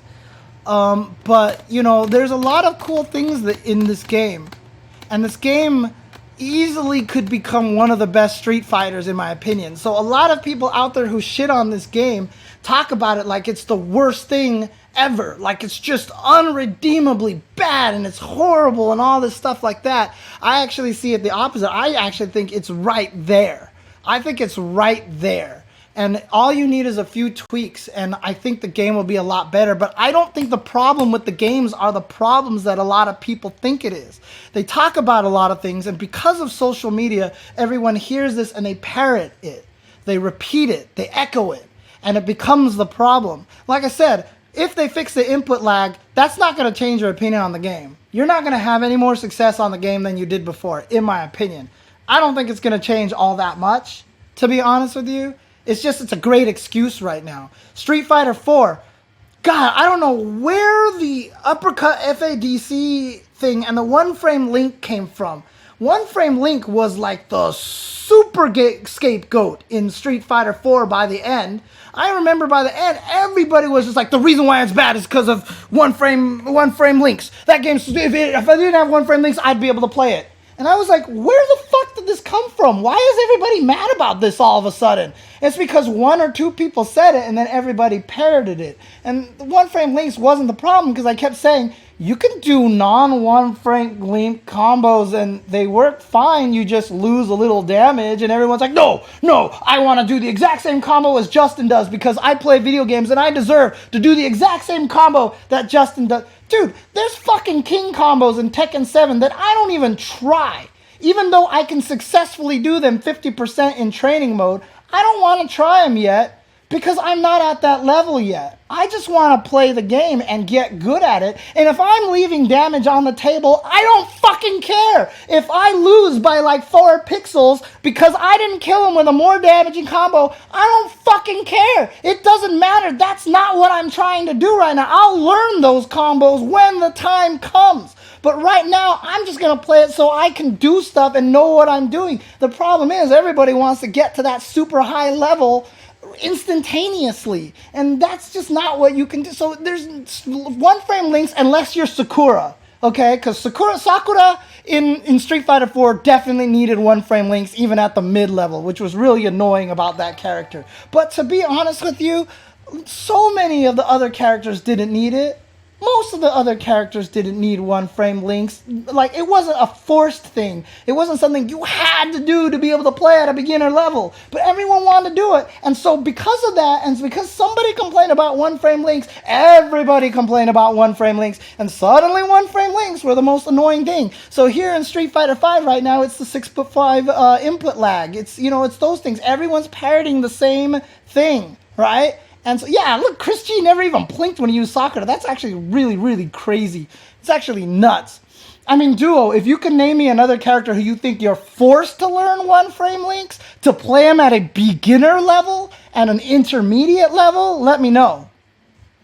Elena maybe, yeah, needed one-frame links, but Elena is a whole nother story. That's a whole nother story. God, that character was weird. Vega, I don't think so as much. I mean, low jab, what was it? Low jab, low strong was kind of something you kind of needed, but you can play him at a beginner intermediate level without that. You really didn't need it at the at an intermediate level, in my opinion. Step kick into one frame for Abel, maybe. I don't think Rufus is useless without one-frame links.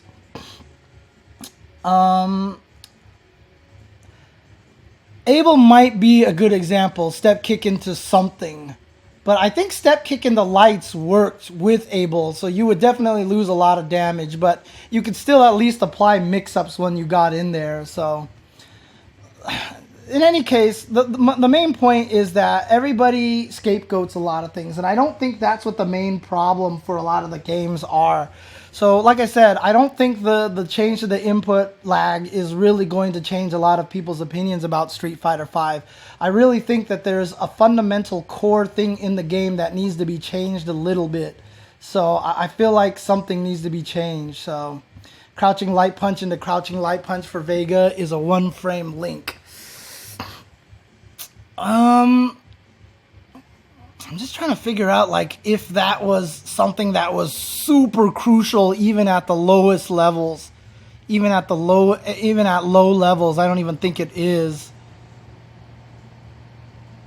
Yeah. No, the tightest frame link in Street Fighter V is basically a 3-frame link.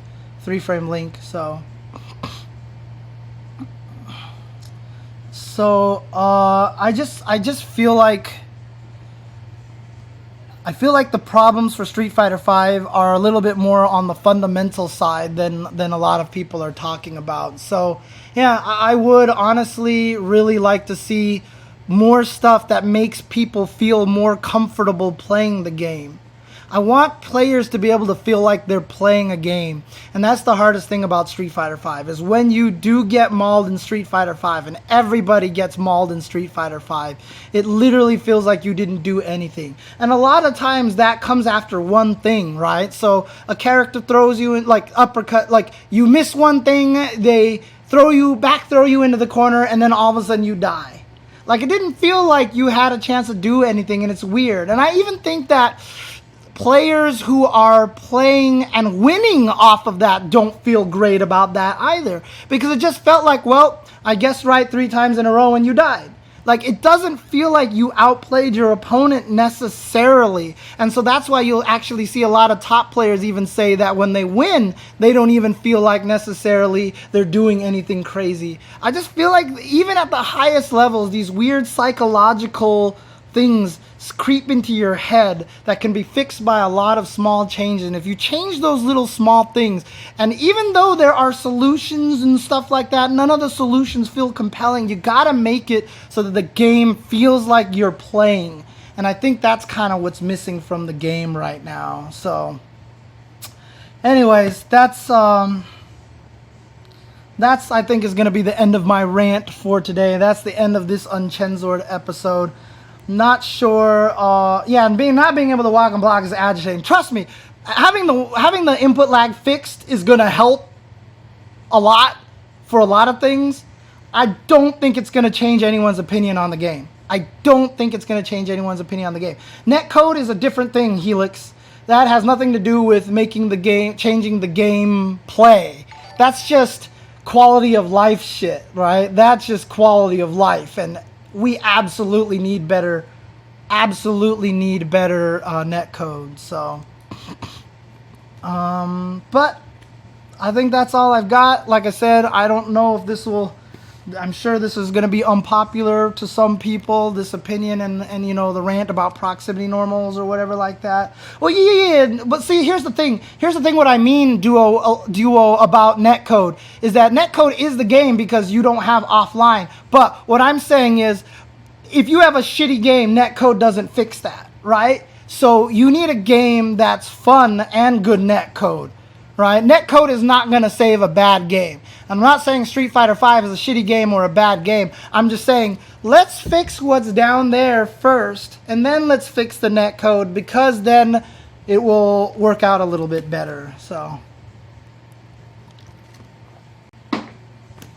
bring back proximity normals. Okay, what I'm going to do right now is, this is the fun part of the stream. If you guys are new to my stream, and you haven't seen this before, this is what I do at the end of all my streams. When I'm not in the studio downstairs. Yeah, Street Fighter is very stressful to play.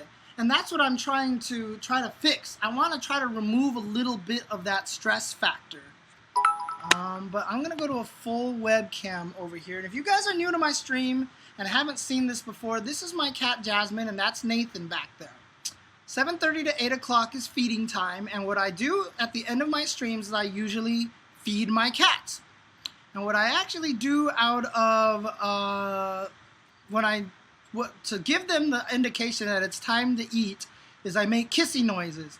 and that usually makes them react crazy because they know that that means it's food time. So if I do this, whoops, if I do this, oh yeah, oh, look at that, look at that. So now she knows it's feeding time. So I will feed the cats at the end of my stream because it's a fun, nice way to do that. And once again, I want to thank everybody who's been watching, and thanks to everybody hanging out and watching this. If you like this content and would like to see more of this content, donations, subscriptions, bits, all that kind of stuff helps a lot because, you know, it shows me that the more great content that I create for people, the more it pays off for me, and so I will continue to keep trying to make great content for people. It is encouragement for me to try to do that. And then the second thing I do when I feed my cats is I always put the camera here because then you can see my cats pacing the floor right now. You see them pacing the floor here. And Jasmine will occasionally do this really cute thing where she tries to climb halfway up the cabinet so she can see if the food is almost ready yet. And I've kind of trained her into doing that. And so what do we have today? What are we eating today? We are eating Beyond Purina here, grain-free tuna mackerel and carrot recipe. I try to give my cats grain-free products with no meat byproducts. My cats eat healthier than I do because I can control it and they can't complain. Plus they love whatever I feed them anyway, so it doesn't really matter. And oh, there she goes. Oh, look at the stretch. Oh, look at the stretch. Oh. And that's the cute thing that Jasmine does to the camera, which is why I placed my webcam in that exact position right there.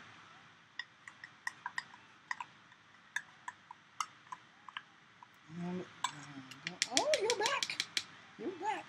You ready for some food, Jasmine? Come on up. Oh, good girl. Good girl. Good girl. Let's eat.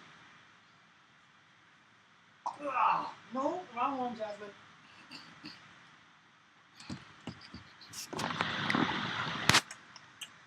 And then we watch the cats eat. And this is what I do at the end of my stream. So no matter what stream of mine you watch, you get to watch cats eat. And they're adorable. And Nathan vacuums food like crazy. So this is really fun. But again, thanks everybody for tuning in and watching in. Hope you guys enjoyed UNCHENSORED for the first time in a long time. I believe I thanked everybody. I told everybody, oh, Nutacon 3 minutes ago gave me 50 bits. So Nutacon, suck my nuts, asshole. And I guess I will do that every time. If you subscribe to my channel, I will definitely tell you to suck my nuts. So that's your reward for that. So there you go. And here you go. So hope you guys enjoyed that. If you guys want to support, subscriptions are nice. They're very, very helpful. In fact, I don't know if you guys actually saw the video from Disguised Toast, which, by the way, is a fucking great handle. I didn't realize what it was when I saw his username, Disguised Toast, and then the intro of the video was Disguised Toast, and I was like, that's genius. Fucking genius. I wish I was Disguised Toast. But if you saw his video talking about how much streamers make, that's like the 1%. I'll tell you that right now, because full disclosure, I make about $100 to $200 a month streaming right now. And anyone who can do any remote sort of math knows that that is nothing, especially if you live in Los Angeles. For lower end streamers like myself, subscriptions help a lot. It's just $5 a month. Donations help a lot. Bits help a lot. So there you go. Any of that helps a lot. Also, again, if you go to 86th.com and buy anything over there, would be helpful as well. On good months, I think there was one good month that I made like $300. I saw that and I was like, fuck, I'm rich. I can like go buy myself like a nice dinner. But on the average, I've made about 200, like maybe 212, 220 some dollars for streaming, and that's full disclosure. Also, it doesn't help that I don't ever run any ads. That's probably stupid on my part. I should probably run more ads, but I'm just lazy about running ads. and I even get impatient myself running ads. So I should just probably run more ads, but that's just how I am. So, but how much of the $5 you get from a sub? You get half of that. So beginning streamers get half of that. So they get $2.50 of the $5, and then once the streamer becomes bigger, they get 70% of it. So they will get $3.50. But the beginning is just $2.50 per subscription. But I mean, that adds up quickly. If I have like 200 subscribers, right? That's 400, and that's $500 a month, right? That's not bad. So at 200 subscribers, I get $500 a month, which is not terrible. So yeah, I guess I'll try to run more ads. I'll try to run more ads next time. So I'm gonna run ads at the end of the stream, and I'll ask people if they're willing to stick around and watch the ads. That I would appreciate that very much. But you know, yo, dude, Nathan always wants more food. He does not have enough food, and he's sad. He is very sad. He licks the bowls clean. I very, very rarely ever have to wash these bowls because of how clean he licks these things. He just licks the hell out of the bowls, and he'll come back later on and lick them again just to see if there's any food taste left in the bowls. Yeah, Nathan's a little pudgy kitty. You're a pudgy kitty, aren't you? Look at this pudgy kitty. Look at this pudgy kitty. He's a good boy. He's a good boy. Nathan is a good boy. Yeah, actually, I'm going to do that. I'm going to try to ask for codes for free games. I probably shouldn't have even bought Mega Man 11. I probably could have asked Capcom for that, but too late. I bought that game anyway. By the way, that's my air conditioner. That's making that. Oh, that's my neighbor's air conditioner, I think. In case you haven't seen it, Jasmine has the prettiest eyes. She's beautiful. Her eyes are beautiful. And so I always do that. So yeah, Twitch has that bounty thing, but that's just, I'm not interested in that, to be honest with you. Oh, the giveaway. Shit, that's right. I haven't done a giveaway in a long time, and I have a lot more stuff to give away. You have to remind me next time, Mr. Friday. Next time I do a stream where I'm not like playing a game online, remind me to do a giveaway. I always forget to do that. And see, this is the problem that I have, is that I forget these things. And I'll tell you this too. I mean, again, full disclosure. When I do giveaways and I give away like 5 things or 6 things, a lot of times it costs me like $70 to ship all of it, because a lot of people are overseas and I don't want to limit it to only people in the country, because that's shitty. I'm gonna send you shit anyway. But I mean, it's tricky. It's a tricky thing. So, am I at 200 plus viewers? I was at 300 something earlier, so that's actually really cool. But yeah, 200 people watching my cats right now. 200 people watching my cats. But for those of you guys who are here and enjoying just sitting here and watching and all this stuff like that, oh, you just like the streams where I talk for hours, huh, Oni Ramen? That's cool. I'm down with that. But if you guys do want to support subscriptions, donations, bits, buying anything from 86.com via my affiliate link, easy to remember, tinyurl.com/86jchensor. Yes, no plastic bowls. That is for sure. That is for sure.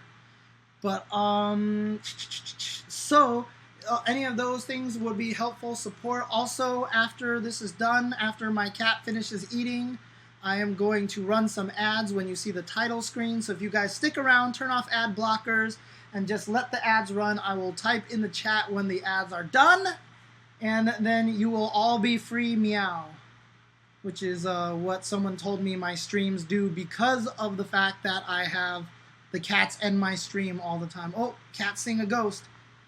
That's the cat sing a ghost reaction right there. So, hey, shout outs to Warlock. Thank you for the host. Eat your food, kitty. God, she's just really pretty eyes. Jasmine is such a wonderful kitty.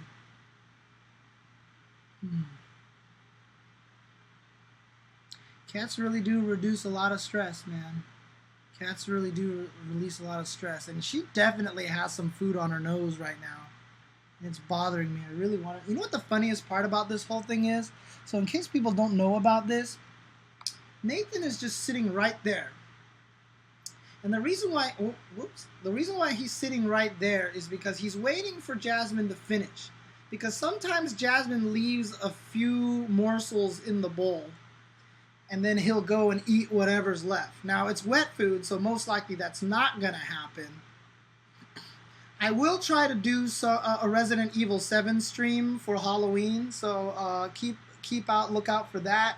I do have the NES Classic, I do have the SNES Classic, and there's a bunch of SNES games that I want to play on stream. I'm currently playing Spider-Man right now, so I have a lot of little random games that I want to play. I usually play them late at night, which I know is tough for the East Coast viewers, but if you guys want to follow and enjoy that, a lot of times those streams end up in me just talking, like the end of this stream here. But that's actually one of the fun things about doing the cat feeding part, is that I just end up talking the stream and just having a good conversation with people. But thank you guys for hanging out. Thank you for watching. Like I said, when you see the title screen come back up, I will run about 3 minutes of ads. I will tell you in the chat when the ads are done, and then you will all be free meow. So thanks, guys, everybody, for tuning in and watching. Hope you guys enjoyed another episode of UNCHENSORED. And remember, everybody, the wise words, if you do not, well, I kind of mess up. Okay, just,